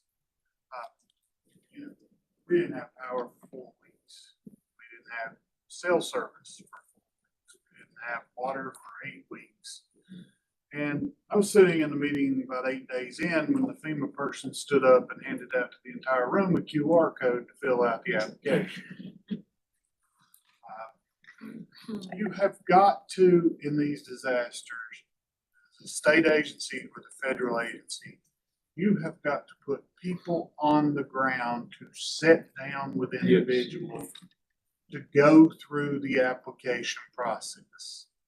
All, particularly the electronics and everything else, it's, let's send it out and you send it back in. And you can write books on the problems in FEMA's, but in others, a low response rate does not surprise me. There was no one in FEMA to tell people, you know, everyone who applies is getting ready to get denied. Because you have not yet gone to your insurance company and got a denial letter and put it in the application. We didn't tell you you needed to do that. And there's nothing in the denial that tells you you need to do that. You're just gonna get something back that says you're denied. People in Western North Carolina walked away from the process when they got a denial back. And then you're trying to chase people down and those kind of things that, oh no, you can just submit that and reopen your case. I just say in all those, this is, you can't do these post-disasters as waiting on the victims of the disaster to respond to you. You've got to go collect the information as a state or federal agency from individuals. And I also say on this in general, this is a very, as we've talked about with child care in general, this is a very small part of the impact. I mean, we had no services to provide were the fact that school was out for 6.5 weeks. That's what coming in, nobody planned for. No one working as a nurse or a police officer or a prison guard was on their regular schedule. That was with coming in. None of those, I mean, the centers were closed too, and that was adding into it, but this whole need for a child care center or system that can service a community during a disaster is a huge need. That result of what I saw is a lot of kids with their parents at the fire department. We're almost all volunteer fire departments. So you bring them and they run around inside the rest of the thing while the dad was out, you know, cutting trees and making accesses. Mom was cooking there and whatever else. And they were just hanging out, and no power in post-disaster, probably not the best time to say kids should be just hanging out or go outside. They can't stay inside anymore. We're all suffering from electronic addiction withdrawal. That's real.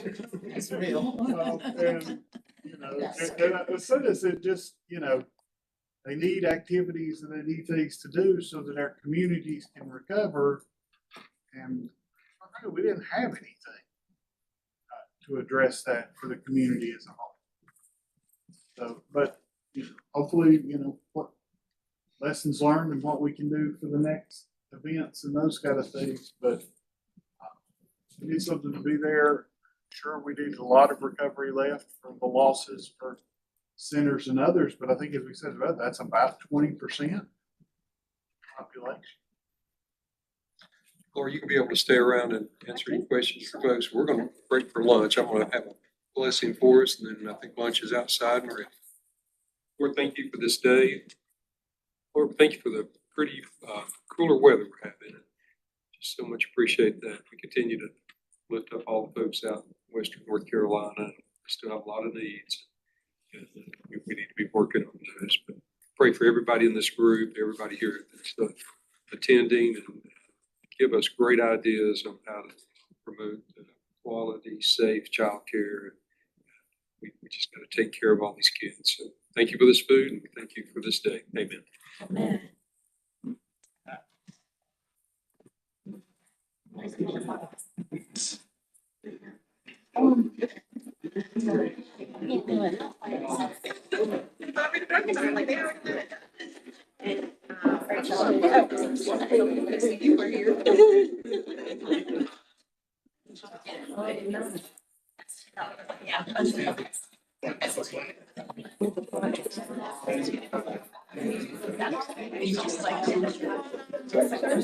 Right.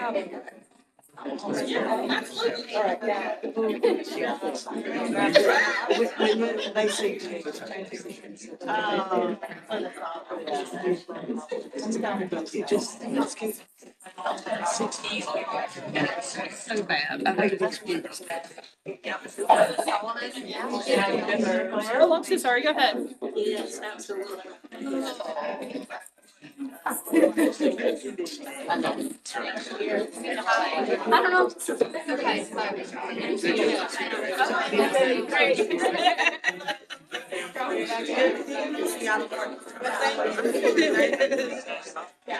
And I wouldn't even send the.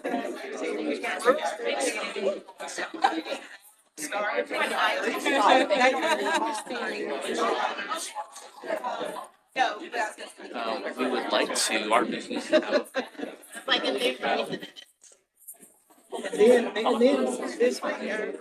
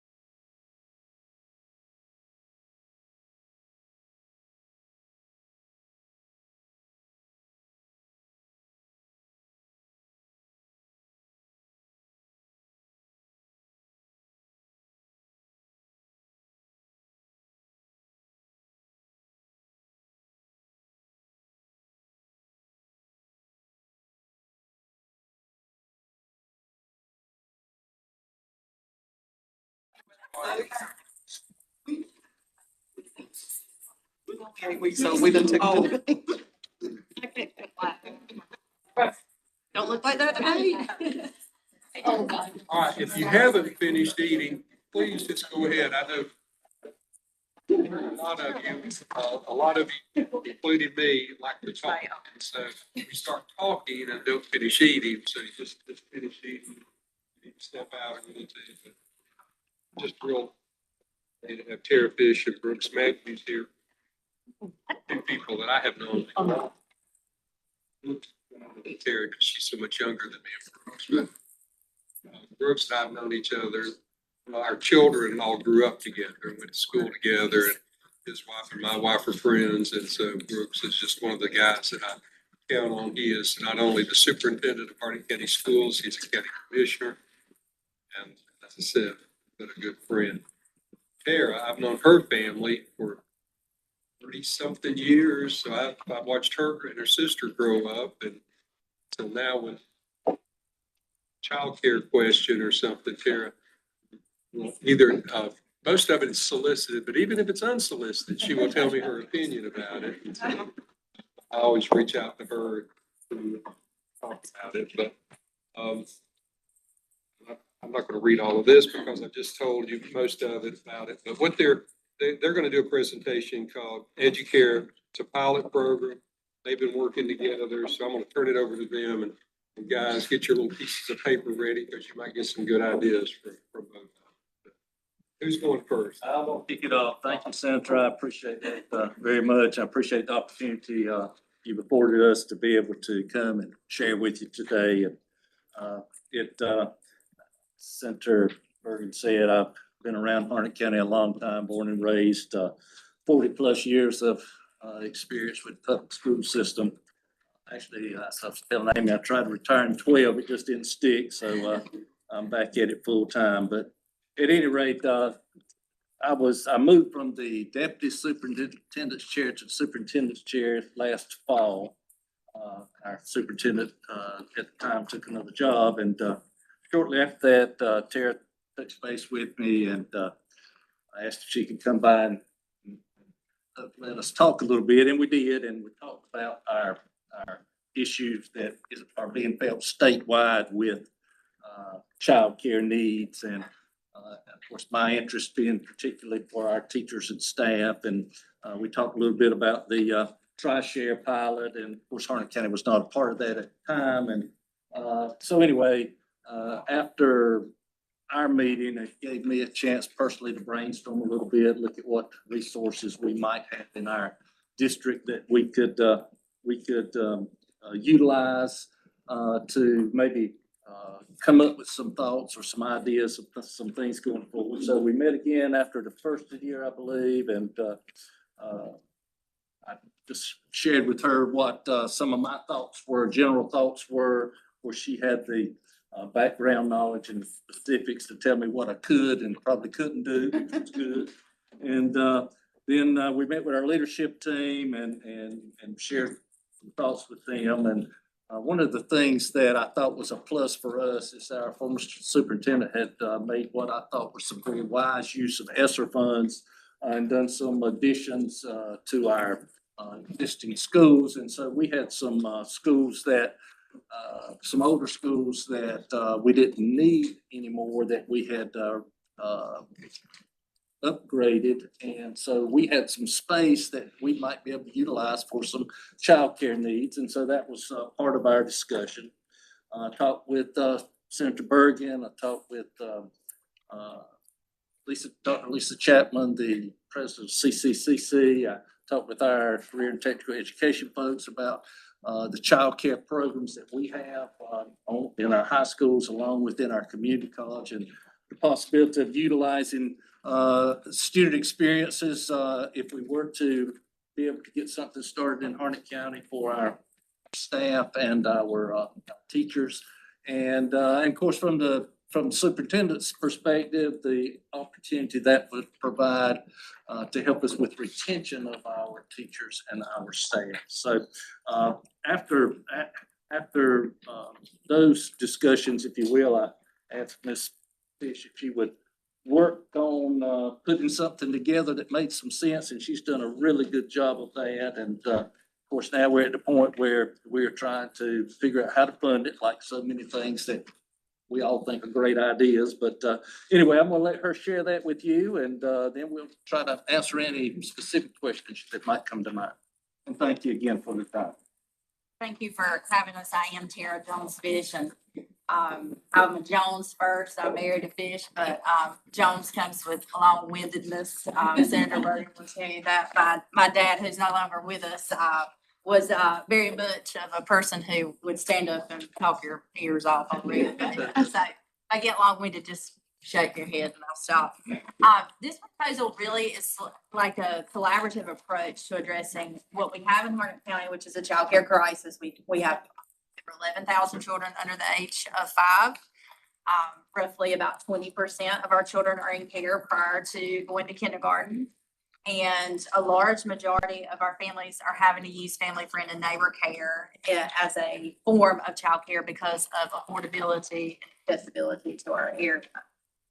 As an NC pre-K administrator in our county, I see 9 times out of 10, a lot of our military families who do qualify for our program are often, they're unable to get into our program because of our limited spots, because of their income, and they're a little higher level income than some of our other families.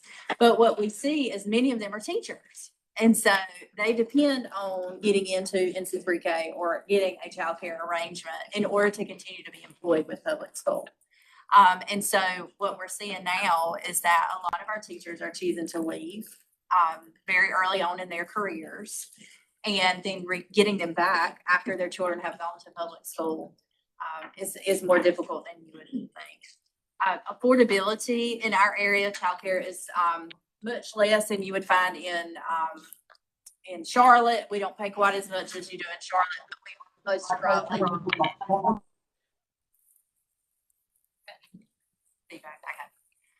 And so we came up with kind of what we thought would be a comprehensive approach to helping not only retain our workforce in Harnett County schools, because we are losing them. We are a training ground for Wake, Cumberland, and Johnston County. On a regular basis, we're losing excellent teachers to other counties who have higher supplements. And some of those differences do help them pay for their childcare options. So we realize that. So as we started looking at this, we really looked at what our facilities we currently have. And as Mr. Matthews said, we do have a couple of facilities that are housing our early college students that would be readily accessible to become childcare facilities. And then we would offer it as a benefit for full-time employees of our local public schools. This is not something that's going to house 300 children in 1 year. We looked at it as a phased-in approach. I think by the second year, we'd be serving somewhere around 58 children in those facilities. But we really also are looking for ways to enhance our early childhood workforce. And so we have an excellent CTE department. Lindsay Hardy, Lindsay Spivey Hardy is the director there, and she's amazing. She is doing wonderful things with our community college and helping folks get on track to wherever they want to go. But we've got to have some options for them to be able to come out of high school and be able to be a lead teacher in a preschool classroom. And so this would enable us to be able to go in and work with our CTE programs, provide opportunities for those students who think they might want to go into education long-term, or they maybe want to go into early childhood education, to really give that pipeline for our workforce, in addition to working with our community college system. So as generally, we kind of kept it simple. We said, regardless of age, $1,000 a child. We said 50% would be paid for by the staff member. It could be done as a payroll deduction, pre-tax up to, I believe, $5,000. And they would have to commit to a certain time period. And then the other portion would have to be funded by grant funds. But what that would be is $6,000 a year per child as a benefit to keep them in our school system and to keep children in our area with the families. So that, it's not an astronomical amount of money, but it does take money to do it. In looking at the cost of childcare, it would allow us to be able to have 2 teachers per classroom on a public school salary. So they would become employees of the public school, which also gives some leverage and some benefit to those teachers as far as a retirement system, insurance, things that we're also seeing the early childhood educators are really struggling with providing, as well as helping us to be able to get those teachers into the classroom, CTE, to work with licensed public school teachers who are teaching preschool, and provide that as an employee benefit for them. For those of you who are on the task force, you do have the document in front of you. We did survey our employees. That was part of it. It's like, are we just kind of making this up in our heads? Is this really something that people really are going to utilize? What if we do all this work and nobody decides they want to put their children in this program? So we did have 2 different groups that were, they categorized themselves in the survey. One group was employees who did have children. And so that was like our current population of young moms and dads who need childcare. And 42% of them said that they had at least one child that was in need of childcare. 88% of them indicated that they would be interested in an employee-sponsored childcare program. 73% of those who had children birth to 5 needed full-time childcare. And that's not surprising, but in some communities, they'll say, oh, we just need drop-in care, or we don't need full-time pieces of that. 75% indicated that childcare option like EduCare program would be an incentive to continue their employment with Harnett County Schools. So, I mean, those numbers speak for themselves in many ways. Group 2 were employees who did not have children birth to 5. And so this I found the most interesting, because these are people who either don't have children yet, or their children are grown and flown. You know, they're not necessarily of that age. 78% of them thought that it would be a successful for retention of all employees. So that speaks to the volume of what people who don't have children birth to 5 really feel like about an employee-sponsored childcare program. 46% of those people indicated that they would be interested in the employee-sponsored childcare program. So that would be those who have not had children yet. And then 57% said they also would need full-time childcare or anticipated needing full-time childcare for that. So and on this portion, I included in 22-23, 11.5% of teachers in North Carolina left their teaching positions for other opportunities. So not only are we in a childcare crisis, but we need to be supporting our public school educators as well. And providing an incentive like EduCare might be something, especially for small rural communities, that is very doable, that addresses both issues of teacher retention and so there's program eligibility would be anybody who is a full-time employee of the school system. There's a cost analysis on here. We did look at the portion that would be employee funded and then as well as grant funded for our total request. And for a 2-year total, it was about $444,000 a year, and that included program materials and for the staff salaries and benefits. But essentially, this is what we feel like is a very common sense, doable approach to providing some type of employee-sponsored childcare program for our community that would work with our teachers. Is it going to eliminate the childcare crisis completely? Absolutely not. But is it going to help us open the doors to creating some opportunities for us to be able to serve additional children in our community? Absolutely. Ready for questions? Absolutely. Yeah. Gary, I'm gonna start over there with you from North Carolina Chamber. North Carolina Chamber always is interested in children. What do you, take a shot at something, just tell your thoughts.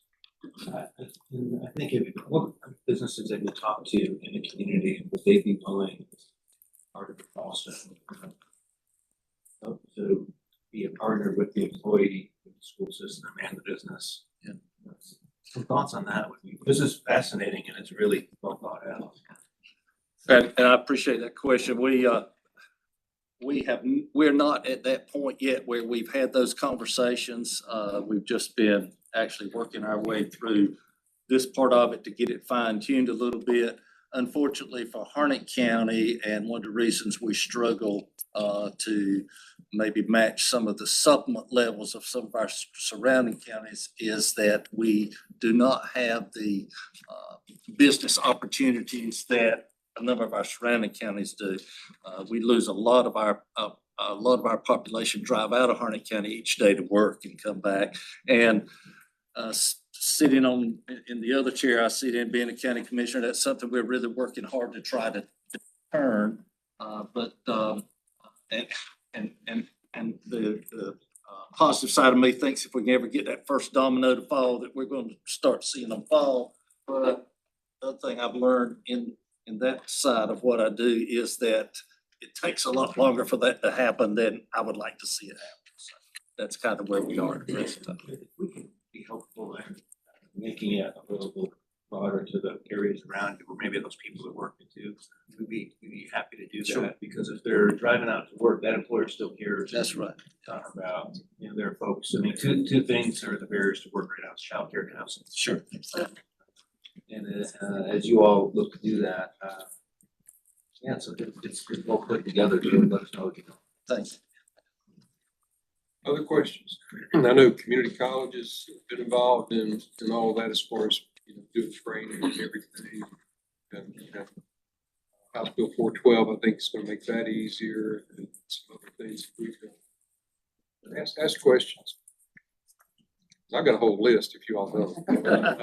I will also say that, we've been very fortunate. Harnett County Schools does, provide care to over 200 NC pre-K children already. So they're very well versed in licensing and compliance. And so that makes this portion, I'm much more comfortable with this portion because I know that that's a whole different set of regulations from public school. Okay. Thank you. This is terrific, and I have talked to you a little bit about it, but where are you at in your conversations with other counties so that this could truly be a model, and maybe there's another one that would take off, maybe the General Assembly will hear this and say, let's do it in 100 counties. Yeah. So could you tell me, I think Iredell might have had a superintendent who was interested in this, but I don't know if it got off the ground. Are there any other counties? And I've had some discussions with Sand Hills Region superintendents in some of our discussions. So they're aware of what we have been talking about and the possibility, but to be honest, I've not really had any of them step forward and say, yeah, I'd like to be a part of that too. So it's more like, let's see what happens. Let's see what happens in Harnett. Yeah. And there are some counties, and correct me if I'm wrong, like Moore County, they have some availability for private pay spots in their public schools. And so they essentially do somewhat have somewhat of a program for employees who wanted to be able to put their children in their school system with them as they're going through preschool. But it's private pay and it is not obviously subsidized anyway. I love the sector-specific approach that this brings forward, and starting with education. There's also interest in emergency services. We've heard from folks who are doing that, or the town of Blowing Rock, for example. The other question I had, I think $1,000 is where Blowing Rock landed on the employee contribution. Is that, could you tell me a little bit about why that number? And well, infant toddler care is notoriously more expensive than preschool care. And so in our area, infant toddler care is anywhere from $1,000 to $1,200 a month, where a preschooler might be around $800 a month for preschool. And so we established a flat rate of $1,000, so it would compensate from the higher end to the lower end. So if a teacher came in and she had an infant and a toddler, it was pretty easy that she was going to pay $1,000 for those two, and then the other portion would be grant funds. And so, but in general, that's where we land so with you're that. capped. We would do $1,000 for every child birth to 5. Talk a minute about, because teachers are in school and out of school. Talk about that. I mean, you're gonna have some teachers probably, they're gonna say, during school, I need it, but during the summer when I'm out, my kiddos. It would require a benefit period that they would have to commit to. So the benefit periods would have to be either 6 or 12 months. So they could design it in that way, but in order to hold their spot, they would have to commit to 6 or 12 months for that. some of the changes that Candace, we're talking about facility changes because of this and because of the building that we're looking at. What, if it was completely built out, and we opened it to the public, how many could you accommodate in that?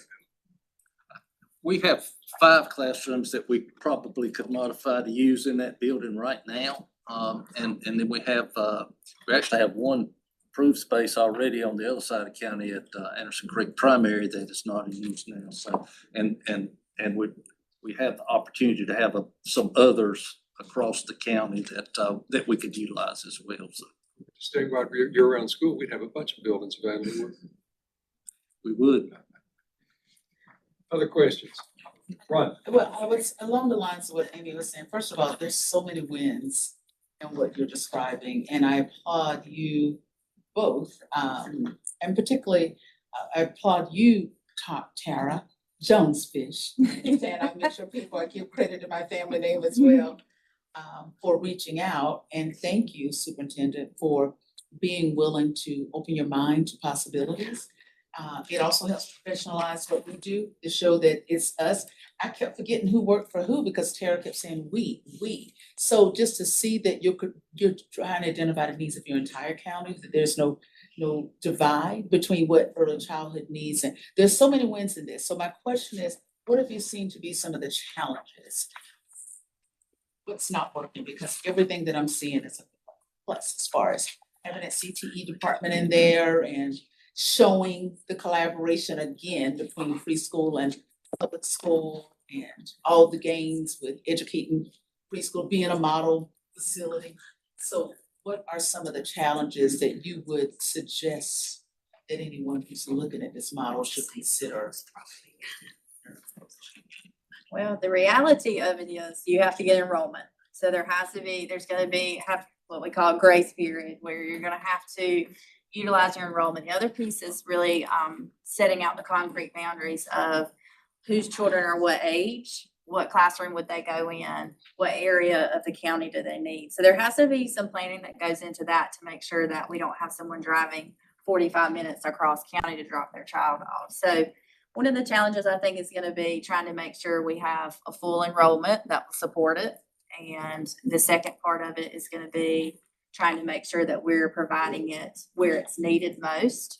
And that's going to have to be surveyed, and there'll be some financial side of things. If they do decide to do it as a pre-tax portion for their employees, then that would be something that their finance office is going to have to work out with the employee themselves. But ultimately, it's going to take some time to work the kinks out. There certainly will be kinks. I am a realist. I'm an optimist, but I'm also a realist. I get it. But at the end of the day, the whole purpose of this is to try to create the ability to retain our good educators, not always lose them to Wake County, who offers more money than Harnett in those ways, and to also be able to keep their children with them. You know, a lot of people, they choose family, friend, and neighbor care, one, because of financial needs, but also because of preference. You know, there's a safety piece in that for them that they feel very strongly about. Close to them. Exactly. And so we want to respect that. We want people to know that we get that we understand that you want your children with you. And having a teacher that would be able to drop her 3-year-old child off in the same building she's in every day is not only a win-win for the mom and the child, but it's also a win-win for the public school if that means that teacher stays there and feels that same, that there's a value in you valuing that family and what they need as an employer. And one of the things I think we really have got to look at from an education perspective is that Frederick Douglass said, it is easier to build strong children than repair broken men. And one of our biggest assets in our livelihood and our tax base and all these things that we talk about in our economics is our children. And we have to start investing so early to get that from point A to point B. So I just feel like this is just such a win for our community. We're actually, Mr. Matthews and I are talking about, we want to see our county government look at subsidizing something for our county employees, because just like the school system, they're struggling to maintain a workforce next to Wake County and Cumberland County. And so just really looking at this as a model. There will be problems. There is not a doubt, but I feel like with the teamwork that we have between our counties, I think we'll figure it out. We'll work it out. And I would just add to that we know that there will be some things that we've not anticipated, just like there always are, that'll come up. But the encouraging thing for me was when Ms. Jones came and sat down with our senior cabinet, our finance officer, HR, all the senior leadership, and the way they embraced the thought and the opportunity, and it's like talking about the pre-tax, and our finance officer said, oh yeah, well, we can work that out. And, so I saw that automatic problem solving kicking in, like whatever it is, we can figure out how to make it work. So that's one of the things I try to look for anytime we're floating something new, is to how that initial response comes across. And it came across so positive that I left even more excited than I already was. So anyway. Senator Hines. So a couple things. One, when you're talking about the grant funds, do you have sources for those grant funds other than the school system or the state? Any private endowment or whatever else supports that program? So we would have to seek those. The other portion is we would like to see our county government invest in its local public school system as well. But yes, there would be other opportunities for us to apply for gifts and grants. So I guess I would ask kind of this, conversations with your private centers. What is their kind of feeling? Center that can pay $75,000 in total benefits and others for their workers, and is subsidized by the schools. I see this in Watauga County as well, Blowing Rock and those kind of things. And they're trying to set it, getting that $15 an hour would be a huge push for some of their staff and others. Do you get any blowback on that or whatever else? Because you're taking the pay kind of their gold standard as well? We don't get a lot of that. Actually, in childcare, teachers oftentimes, if their children are in childcare, they want their summers off for their children. And so sometimes they decide to pull out and then they re-enroll with another facility. But our childcare facilities are at max capacity. They can't take any additional children. So we don't feel that we would be taking any children away from our private facilities that A, they could not replace, or B, that they wouldn't have a waiting list for. We have a huge growth rate in our area. Families are moving in every day and they have waiting list upon waiting list. We have some folks who have said that it will be, next February before they could take an infant. And we have new parents who are looking for infant spots yesterday. So, as far as hearing from that, and I would hear that on the partnership level because we provide all the quality assurance and assistance for them. And then also I work with those providers on the NC pre-K level as well. What we're finding is that they have a true interest in trying to get children and families served, and it would not be of an issue for them business-wise. Just one thing I want to ask, can employees not use the NC Flex dependent daycare tax? It's available to state employees? They should be able to, yes. But many of our teachers' children are not in childcare. So that's the second thing, is that educators in the state cannot afford childcare. And I'll just say that NC Flex, you go through that little 6,000 pretty quickly. Further question? I'm gonna piggyback off of Senator Haas's question because that was kind of, my brain was working like his. In Jackson County, they do have something similar to this where they thought about retention for public schools. They offer up space, but they contract out that childcare service. So I was wondering if you had any conversation in your local community about current childcare providers who operated in those higher standards and them seeing the possibility for economies of scale to like enter into an RFA or something to do that type of work? Or were you looking at these being public school positions. We were looking specifically in this model at these being public school positions Oh. because of the CTE and the community college. Bruce and I have been talking over the last, a long time about this, and one of the things we had looked at was using the space, but then letting a private, we've talked about that, letting a private come in and do it. This is a little bit different approach because they're really targeting teachers because we are losing a lot. If you know, even though counties recently raised their supplement, it is significantly lower than the county just because of the math. So this is really targeted for one thing. I think there's the opportunity, especially as other space comes available, to partner with other childcare or people that aren't even in the childcare business in Harnett County, but have that experience and stuff to come and do things, because this is really a very limited thing. And Karen Brooks knows that we're one of the fastest growing counties. If you don't believe me, go drive from Fuquay to Lillington and back to Angier and look at all the construction that's going on right now. What other questions? So if they're public school employees, that means they're also state employees, so they're getting like the benefits, pension, all of those. Other questions? I just want to say this is a great idea. I love solving two problems at once. So I commend you on that. Is there no longer an early college? Is that why that space is available? We still have our early college, but we actually, somewhat because of the size of our county, run two sites. And so we had been using space that the school system did not own. Refurbishing this older school building allowed us to move into our own space, but it didn't require all of the space.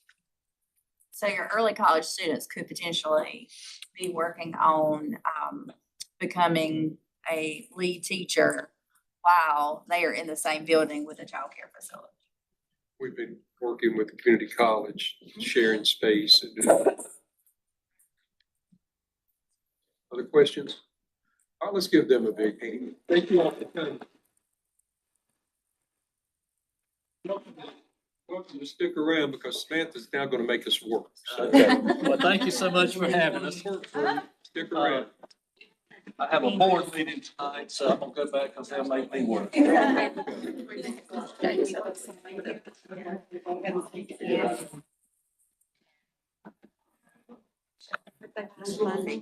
Have any prospects?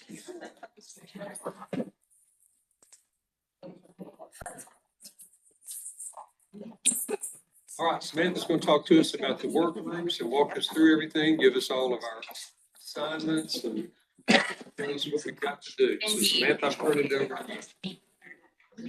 So I think everyone remembers the first 3 months of work, we were asking everyone to carefully evaluate which work groups you'd like to be sorted into, knowing that we were going to need to dig a little bit more deeply into some components of the work that we're doing in the group here, especially in those 3 issue areas that were specifically named in Executive Order number 10 by the governor.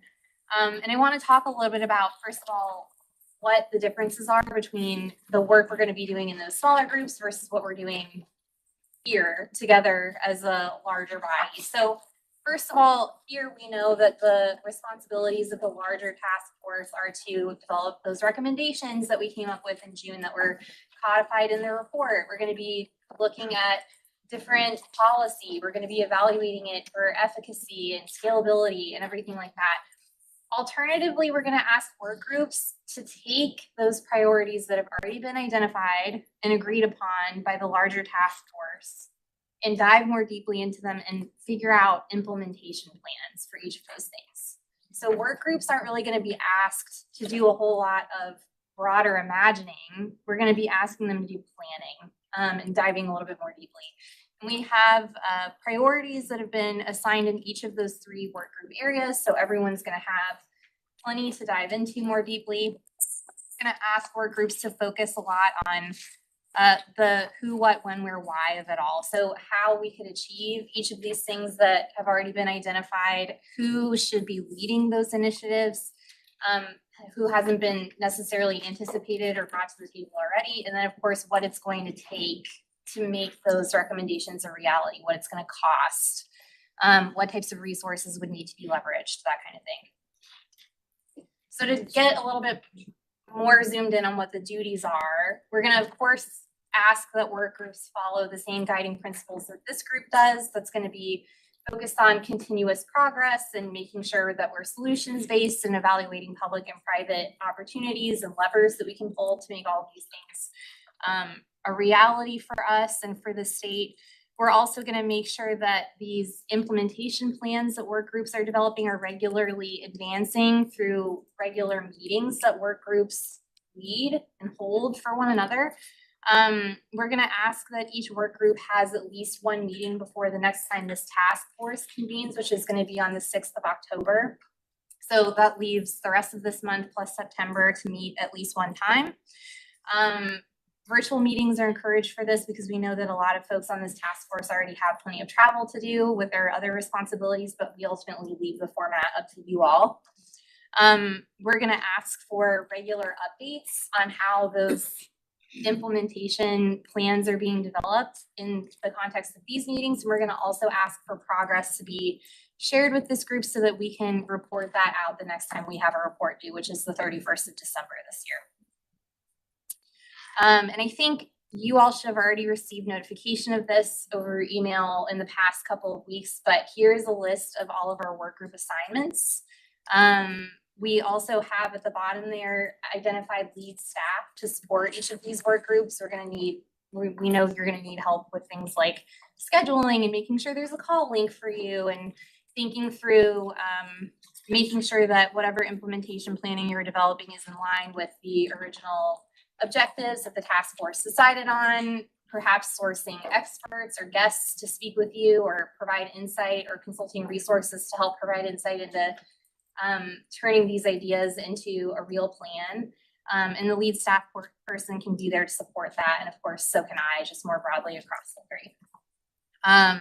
So does anybody have any questions about work groups? I think we have time for a short break, and then whenever we come back, we can split into our three. I'll have the slide up on the screen so everyone can see where they're sorting into. Each of us who is leading a work group is gonna have a version of this worksheet for everyone in each work group to kind of do a visualization exercise and imagine what success for each one of those recommendations in your respective buckets is gonna look like. You can get more closely acquainted with the lead staff member for your work group. And hopefully you can set a time for that first meeting so that we can make sure we leave today with that.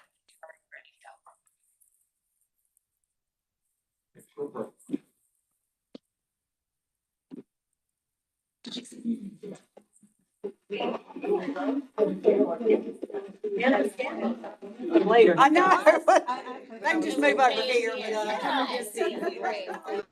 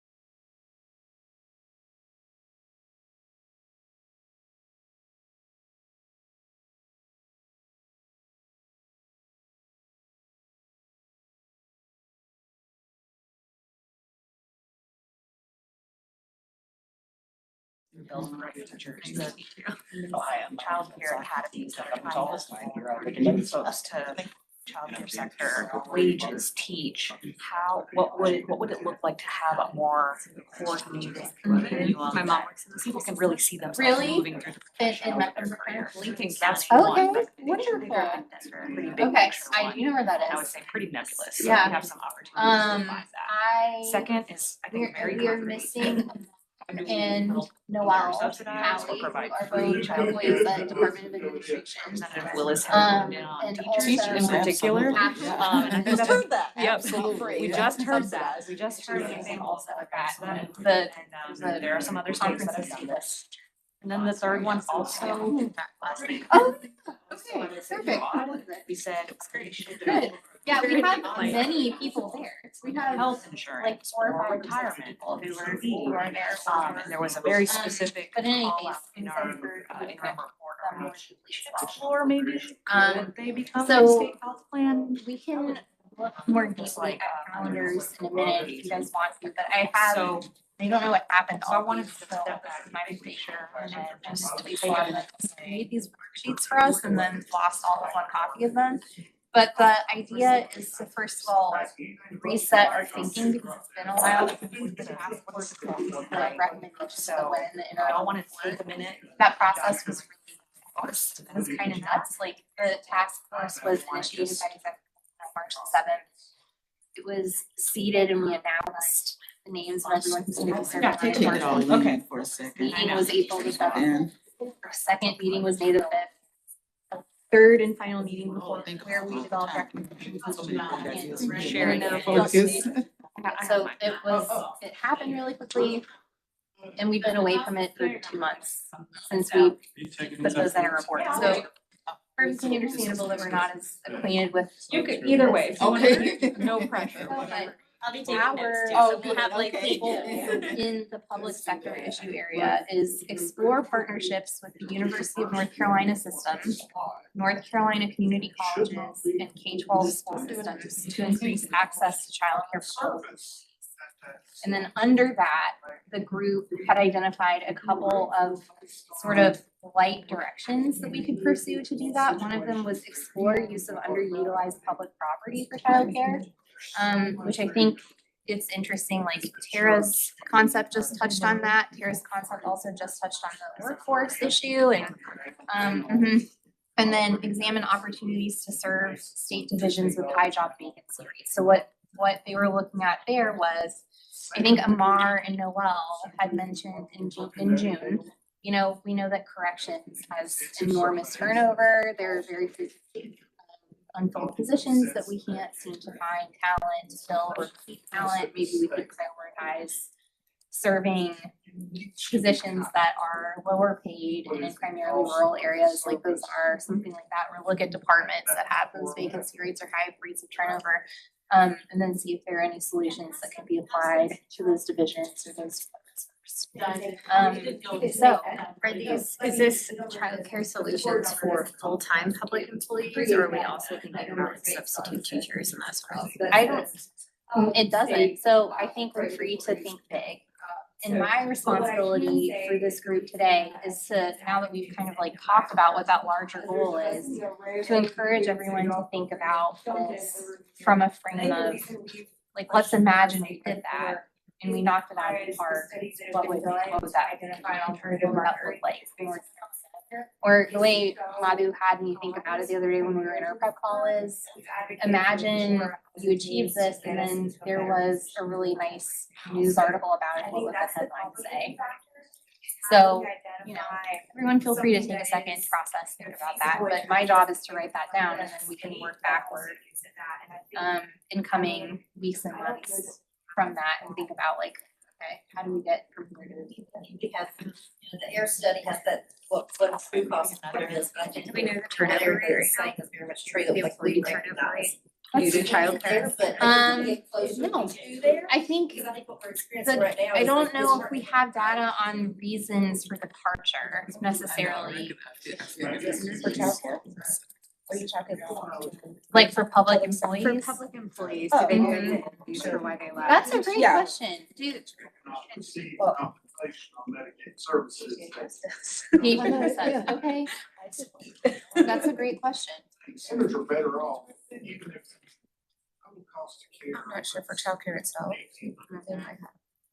Needs Teachers. Yeah, so I think that would be step one, is like how big of a problem is it? There's that For report our page, teacher profession, that comes out every year. Teacher working conditions. Yeah, and he addressed that. Maybe. I'm sure the other departments as well. Something Which you is can definitely get not that last meeting that I answer got more to. questions.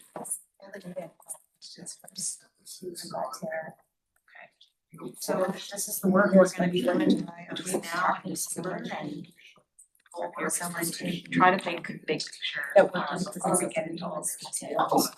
He asked you a question. He's like, We're looking at fireworks. Let me ask you a question. One, for any of the areas, was there a big, a headline or, you know, a concept that really stands out?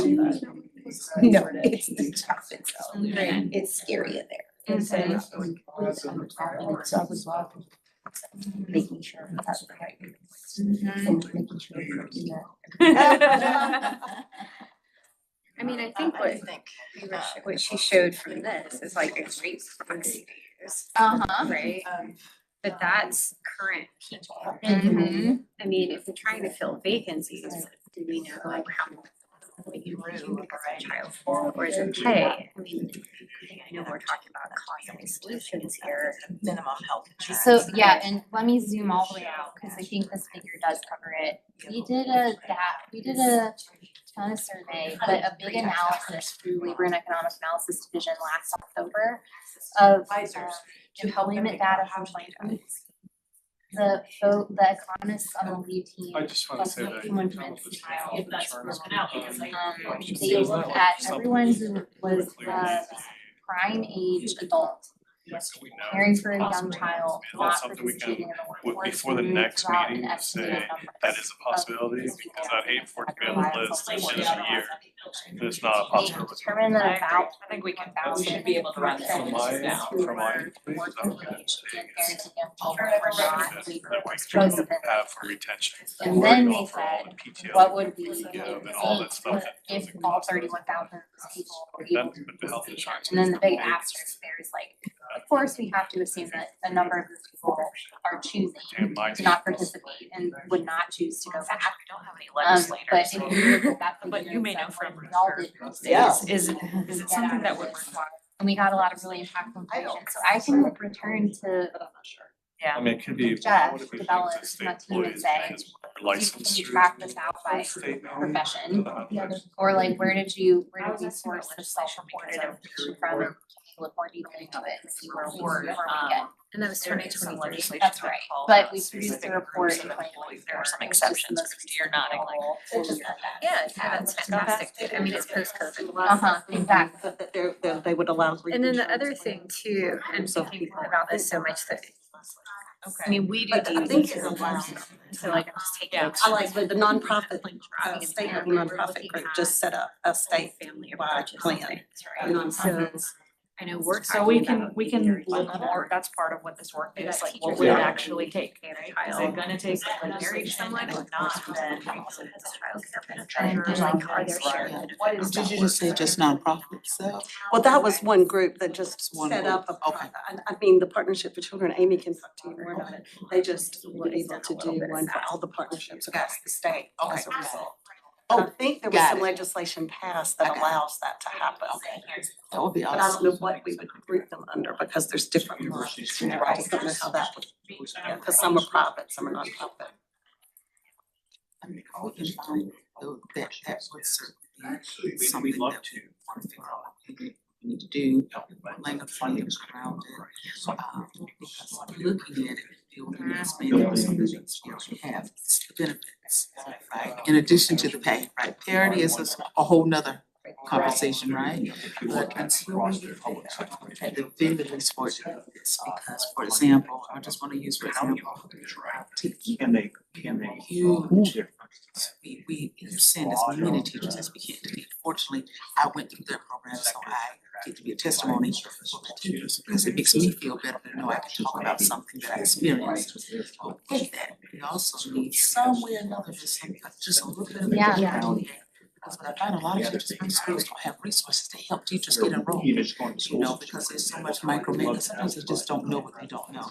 Well, and I think you raise a really What interesting we're point, dealing with right focusing on the now university system in particular. getting our teachers Like into University of Virginia has a So center, having and state it is, I benefits will believe, help actually equalize it these actually professions, so they get point. a love of the And you're age, talking and about not feeling like they can be more professional, a more base of benefits from one over the people other. who I can want them afford to love to us because they've use always it, wanted to work right? with fifth graders. You can use Not that because they money feel and like like a being revenue at or infants, right?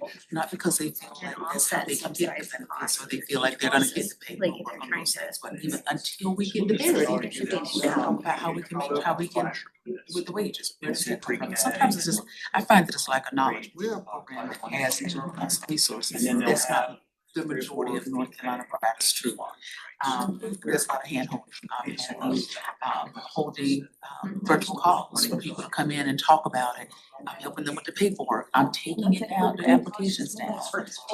Municipal wages, you know what I mean? So figuring out how we can get that support, so that any teacher that's qualified, there's some easy system for them to put it in. We don't have to fill out the information. If there's some sort of universal system, it can just get updated and just continue. They don't have to start a new application every year and that sort of thing. So I think the main thing is just letting them know, making sure people are informed, helps them get signed up for college.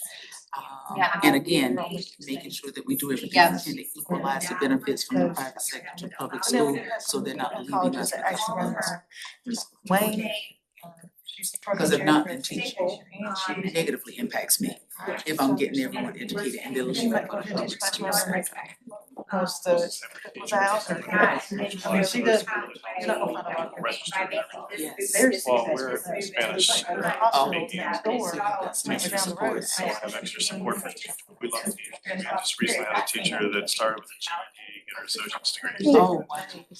Yeah. What that deadline of the other Well, the headline would be, I don't know what you'd call it. Yeah. Especially the Child Care Academy, when they start off at camp, they come out ready to go, and then they're going to teach, they're going all this stuff. 3 years later, they graduate from an awesome program. We go to like all these levels. It gives them some type of status, success or certificate or something. But I don't know what, how would you think? We offer so many individual programs. It's so siloed right now. I don't even know how you would tell your teachers about all these and say, well, Yeah. do this and do this. Yeah, that's the thing. Nothing that brings them together. So kindergarten, military base. I think kindergarten picture in my brain, this really makes sense, but humoring. I think success looks like communities understanding that this isn't a that problem, this isn't a Patty problem. There, they can work committed, because this really does, of course, and knowing college is a center in so many different ways. Yes. You know. Yes. Kind of goes to Tara's point about the people answering the survey that don't have kids or, you know, that Right. fact Yes, that yes. 75% of them see it as a benefit. Yeah. Well, and how do we get employers to support, even if they're not gonna have their own students to invest in what is their future? It's to the You know, they point have to that see we it that actually way. created an They're assignment, investing into the and economic if we have students of their that community by equality, they had to do this this topic for that. I mean, they had an Wow. initial assignment because they needed to know what quality. Well, was, and so I mean, one thing to link things would be to have a department of state Oh, about gosh, yes. and it needs to be at the same level. In the right next to Right now. now to go get And then, you know, as far as the subsidized childcare, we have the Harney County, we also have Floating Rock, for example, you know, they're municipal childcare. Right. Right. You know, so Because those are both in rural areas, I think you could use them at the time. If the county people You're the teacher here. This is from private too, right? For your. Because I was thinking private, like subsidized for everybody, what if some of the centers are required buy-in? What I mean by buy-in, just the government subsidized 50%, and then the center will subsidize 50%, or some type of combination, so the center will have a stake. And free childcare for their employees as I well. mean, it's interesting to hear you guys talk about it. Austin, Because you know, something on the other end, conversations. because they can't Actually, one of the big priorities for a lot of. It is something that can help us. This would be a huge support. Child being engaged or actively coming with children. I know some programs that teachers, I don't know how. But for us, we do, and because of that, we get teachers to come to us with 3 children. And, you know, and I want them there. That's how I got into it, you know what I mean? But what is it costing us though, you know? What are we losing when we lose 3 Center, and then how do you drastically decide from that, discount maybe what we have like a fellowship? they deserve that. That's fearless.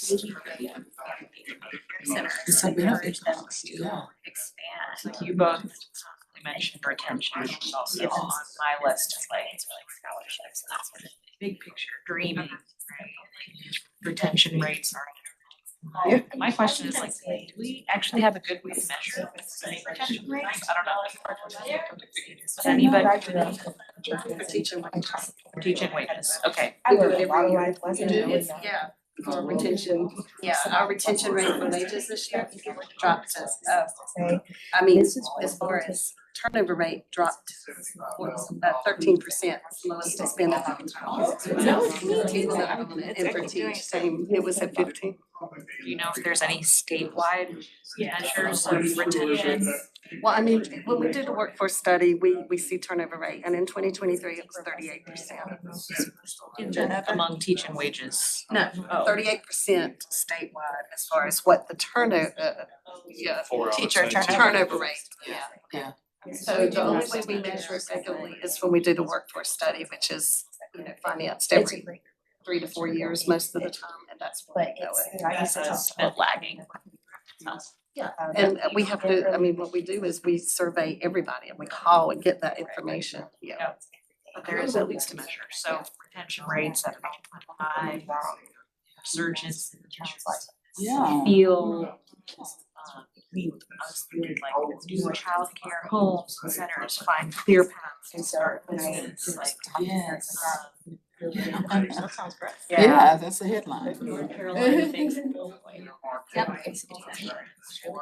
Oh, that's a great headline. I was really picky. Right back from can you watch her for the first year? And when she's a little bit better. That's a big deal. That's. Thank Yeah, you. thank you so much. Yeah, that will be a game changer. Especially for Israel, so. maybe you start We should look into it, I don't remember, I'm sure the city. But dude, if you give them money, they have to report. Sorry, like if there's a 50% match or something like you were talking about with funding, then that's just a reporting mechanism they have to give, so that's a way to make sure you Get get the- it, yeah. I think that childcare and PC and the workers. Yeah. Yeah, this is when I really wish we had. Yeah, that's what I'm saying. Well, I've got the list. You got the list. I've got a list of 12,000 buildings, but they can't tell you today. I've been waiting a year. I've asked for every vacant building in the state. They can't tell me. They can tell me they need $4.3 billion to repair all the buildings, but they can't tell me. Does it require a study? They want to do a study and for $200,000 or $300,000, and I said, no, just reach out to everybody in the facility. Yeah. And tell them I want to know every building that's vacant or partially vacant. Part of the work of trying to figure out how, what steps did they take? It's a good thing for the governor to tell them. You put that in the governor's ear. North Carolina becomes X state, I don't know how many already do it for Like childcare. have the list of every vacant or partially vacant building is owned by the state. Clearly. Let me show you the list. I got the list 2 years ago. So, with those models, so do we dig deeper during our off session meeting and figure out how they did it and Yeah. So, Yes. like, I wonder how many. Right now, centers, If someone's. Yeah. Yeah. No, no. Well, then- But you know, I mean, even, yeah, space that. Low or free, low cost for free. There's gonna be a lot less space Yeah. over the years. Yeah, so that's one There's a thing lot we of could empty do buildings. with our. Well, I mean, I guess it's the definition of empty, so like, if it's a room, We're starting to build together an implementation plan, but it helps to have a starting point here for us. Because there's One other of the states that have reasons done this it. bill is to say that Access due as to long as the bill is asbestos. any additional data from these states that like, you need us to study before we move forward. So we can all come with some insight. We can have a child Yeah, in this. we can try to pull, I'll try to pull Anything as you much. have that we School, keep the child in there after school. Okay, that'd be Same- And Same I building. did meet the Kentucky Daily former director, who had led a lot of this when there were child. 5-year-old in that classroom. but There has 4-year-old been quite a bit. code in that change. See if she would. And then they were able to get it. So do you have thoughts about Ma'am? this? If I asked you, Did you have that? I didn't, What? I'm sorry, I'm just supposed to be listening. no, I'm it's not- okay, no, It this is is helpful. the, if you were to imagine what a headline Put for out a the very details happy, together. positive, thrilling piece of news would be So yes, I'll. about partnerships between the UNC system, community colleges, and K-12 schools, childcare for public employees. And both of them, it would say North Carolina announces they're gonna be the first in the nation to get a statewide yearly subsidy for raise teacher pay $8,000 per teacher. And they're gonna take a lot of the empty space and have childcare at every facility where there's available. We have to, us and NC Child School District are asked for study based on the last work. Do I have? Oh, look, it says very- My county doesn't have. I We would think have it to was, put yeah, I'm looking, let me find it. Henderson. So I know, Have a chance to Representative such a Lewis, bummer. who is part of our work group, he introduced how to work. I live in Franklin County, we Rio and Welfare. Harney County never had one. $1 till- million. That's a subsidy. That, A there couple you of years go. ago, because I've been talking to them. I don't Yeah. know if he just. A pilot? The teacher fatigue. Breaks down, it's so much better. And the summer learning loss, I mean, all, I've got files on it, I've got. And it's not as many teachers as you think it is. It's like it's like a quarter of the teachers need childcare. Because some are already on subsidy. What is the actual? Well, it's just the age of the children are. Oh, the age of the children. Yes. How many did you say they are? 30? Yeah, I've got one. I don't. It's an estimate, but it's the best we have. It's a good starting And we point. said for all staff, not just classroom teachers, right? So that We looked at all staff. 1994, I This think, first one. we set up Good the opportunity first for residents to strategic connect with the governor's committee council on for workforce. Yeah. assistance. Thought about Maybe that. he was probably first. But I'm not sure it's as aspirational as healthcare for everyone, which we should definitely do, but He said, we having need to be looking for high school. in every county the It ability got so to bad earn a because people credential were so for high against school, it. and The thinking about the superintendent pathway, how to had map it, Yeah. I'm making sure that's. told- he's a nice guy. And then the governor announced the goal to become registered apprenticeships over the next 4 years, so it's our Cost a early huge job, because childhood he was apprenticeship cost- goal Yeah. within that. The And public it was just their wasn't ready. strategy that, We had people. I don't know I how had many registered attorneys calling me apprenticeships saying, exist in early "You childhood, know, now you I'm not see, sure apprenticeship is, you could give us that number. You're not gonna ruin our summers. That's what the deal was. Yeah, so what would we, what do we need to sustain the system? Yeah. I don't know what number to start with, to work backwards from, so maybe we could do some mapping there. And there's some that are traditional, some that are. Let's pull out our. They adjust their schedule. For something new. Tourism and the summer camps are the two right now that are. And I'm filling in for Mary Elizabeth. Tourism doesn't here have- today, but that's great. I told them, I said, how much money do you need us to give you to make Down you on the like this document idea? of what colleges offer what, how to educate.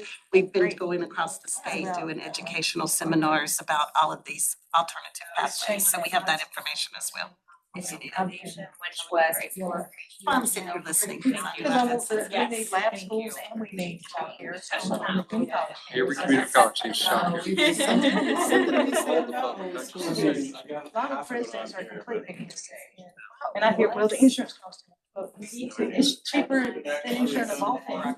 That costs a lot more. I'd rather see, no offense against the ball teams and stuff, but community college really wasn't set up for I think we're looking sports for. and anything else. I would rather spend money on childcare than on sports. And no matter where you're at, no August or early September. So that was. Yes. Zip free This this corner, corner. it is a, we really need a little more time to at least have some, we can find something in. How many have childcare on the sport team?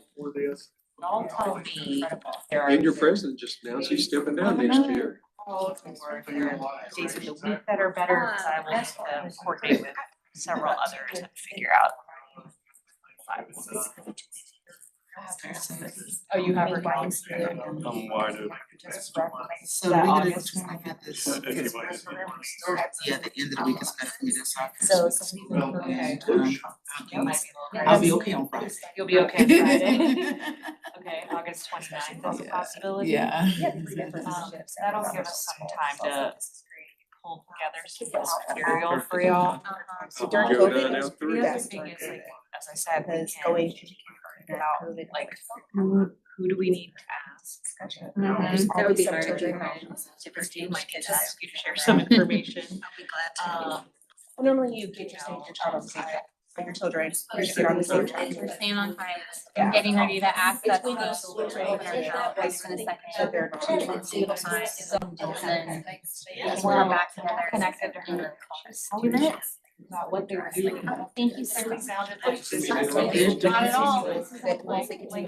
She was like, for the most part. Can we take a look at our calendars real quick? Please. I do think we need to do it a different way. How they make that more clear. Yes, because we do it, but it takes so much manpower. Yeah. That it's sitting committee, this was just you know what I mean? Here to have her. That'll be speak great and to I have her speak. group just to get our wheels turned. Yeah. Just to see how they even. So lunch. Easier for, the 29th, we're talking about it late in the day. Yeah, I'm good. I believe that next month, I'm sorry. No, that's. Checklist, right? I believe that Monday is Labor Day, I don't know if that. Oh, good point. And I'm good for Thursday, any day other than Monday. You were supposed to say Yes. that. You interrupted. You interrupted. A lot of people go. I like to have 12 p.m. on the 29th. I had to meet the teacher at my son's new grade. My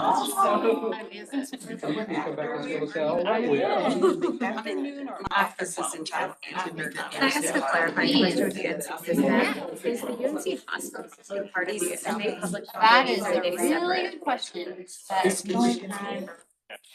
well, you need to ask her. Right?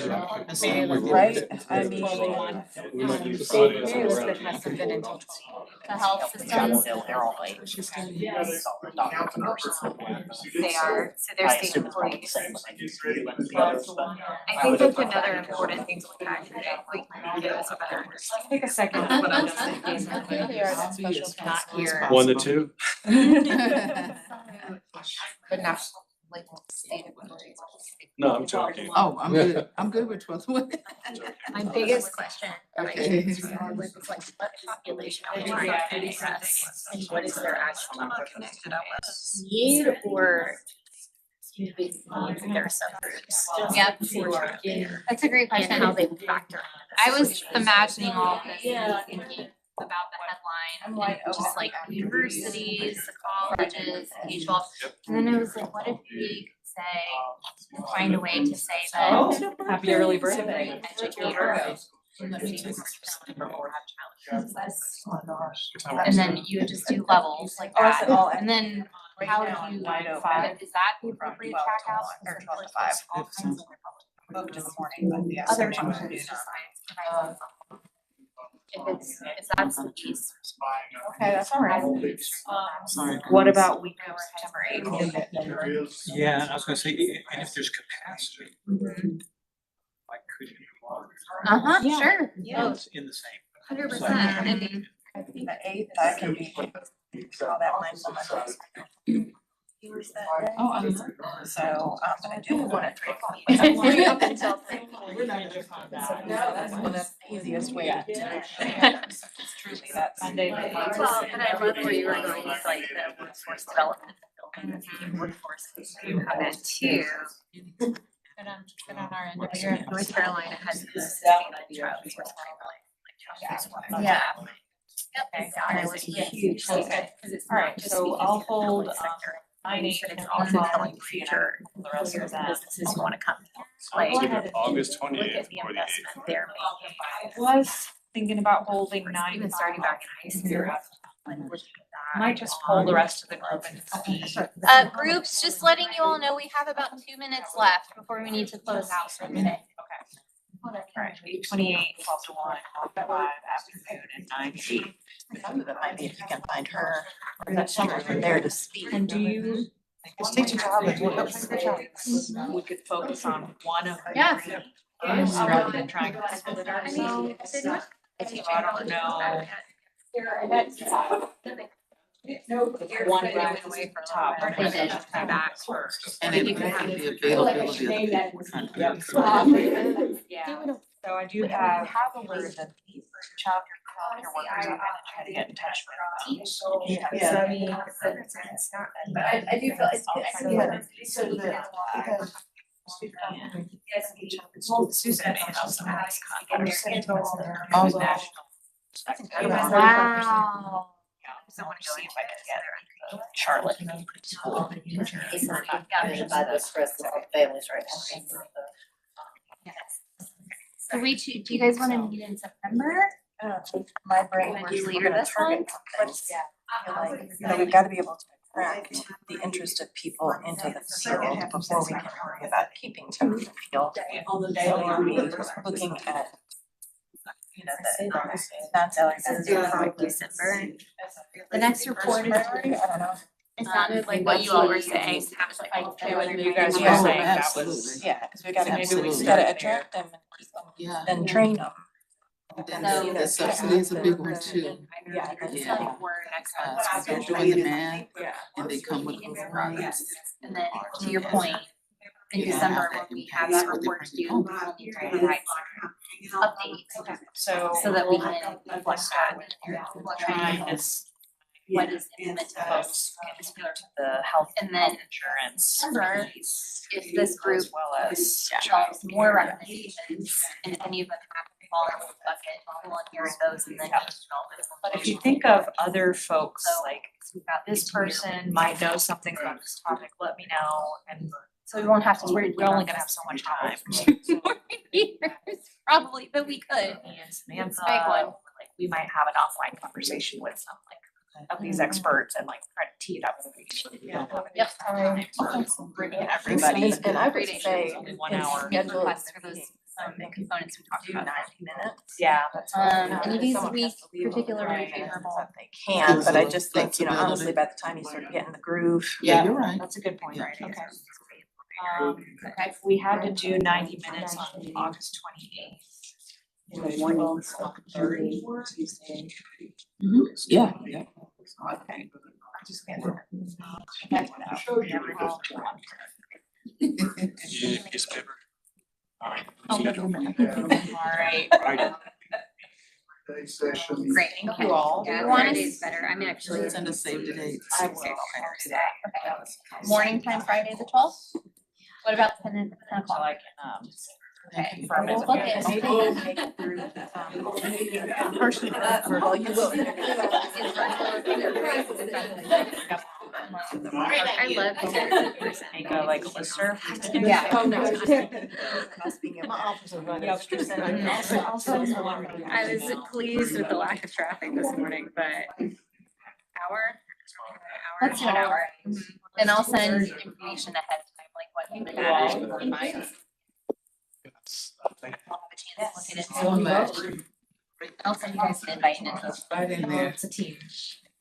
Yeah, absolutely. Thank you all. We're gonna fix the world.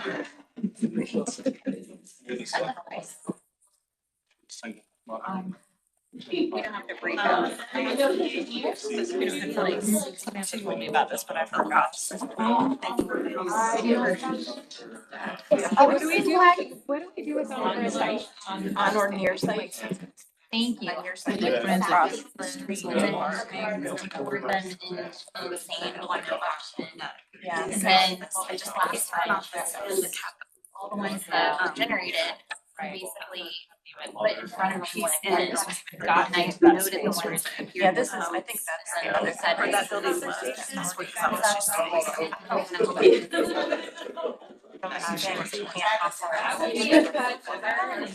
has to be an ongoing.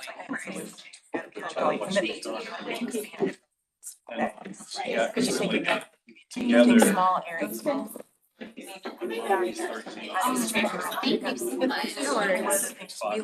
Girl Scout. Yeah, that's great. Thank you. So it would cost about $1 million. Based on our estimates. But either way, they have to. I can send you.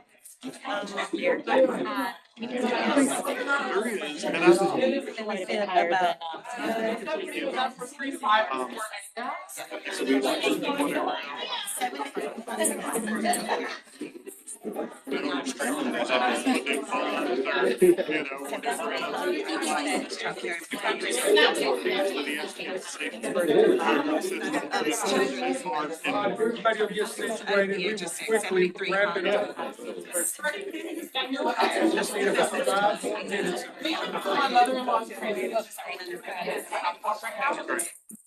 I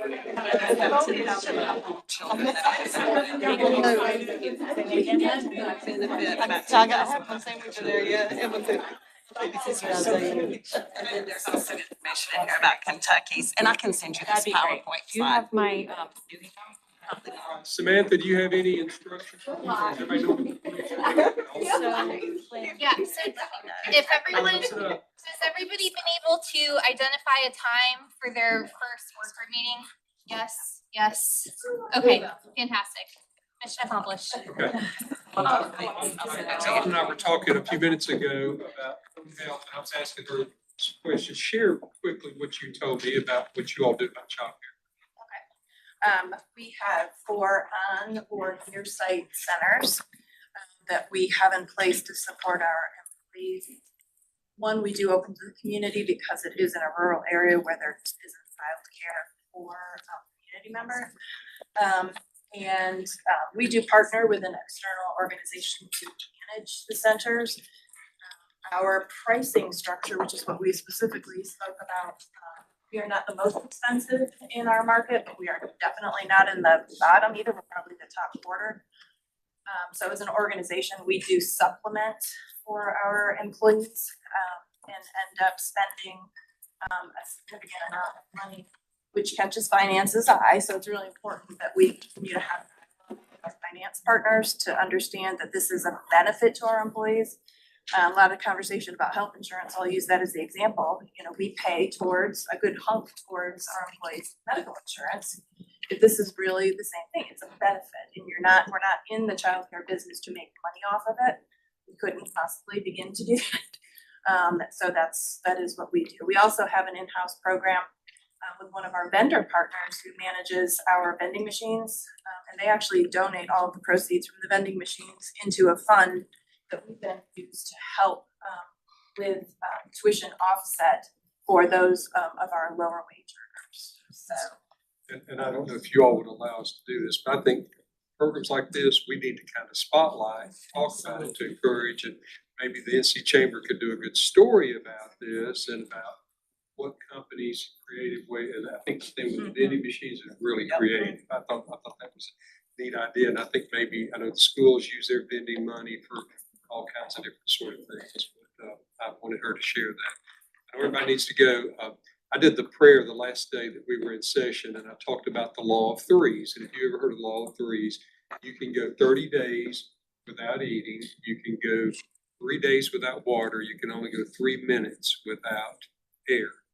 And I think it's significant that there were 3 committees. Yeah, I'm a Baptist, so it's 3-point sermon. I tell everybody, don't bring me, a lot of you've heard this story. I'll say, if you bring me something, don't bring me any more than 3 subjects in order of importance, and I'll deal with them first, second, third. But your all's time is very valuable. And we appreciate your time, and thank you all for sticking. This group has been wonderful about everybody coming. And so I know the Lieutenant Governor and I sure appreciate it, and the governor, of course, shared his appreciation. Lieutenant Governor, any final thoughts? Just thank you all, and don't lose hope. I know this is a really tough issue, and I know we wanted to have some definite answers today, and we're still gonna work on it, and things are going to fall into place. We're not gonna let this go, so. And I know all of you that have listened to Senator Heiss and we talk, a lot of us talk about funding and everything. We're working on stuff. And so we know the importance of it. Things like the healthy opportunities and other programs, childcare subsidies and all those things are important. So thank you all for all coming. You are dismissed. I wanted to say. Thanks.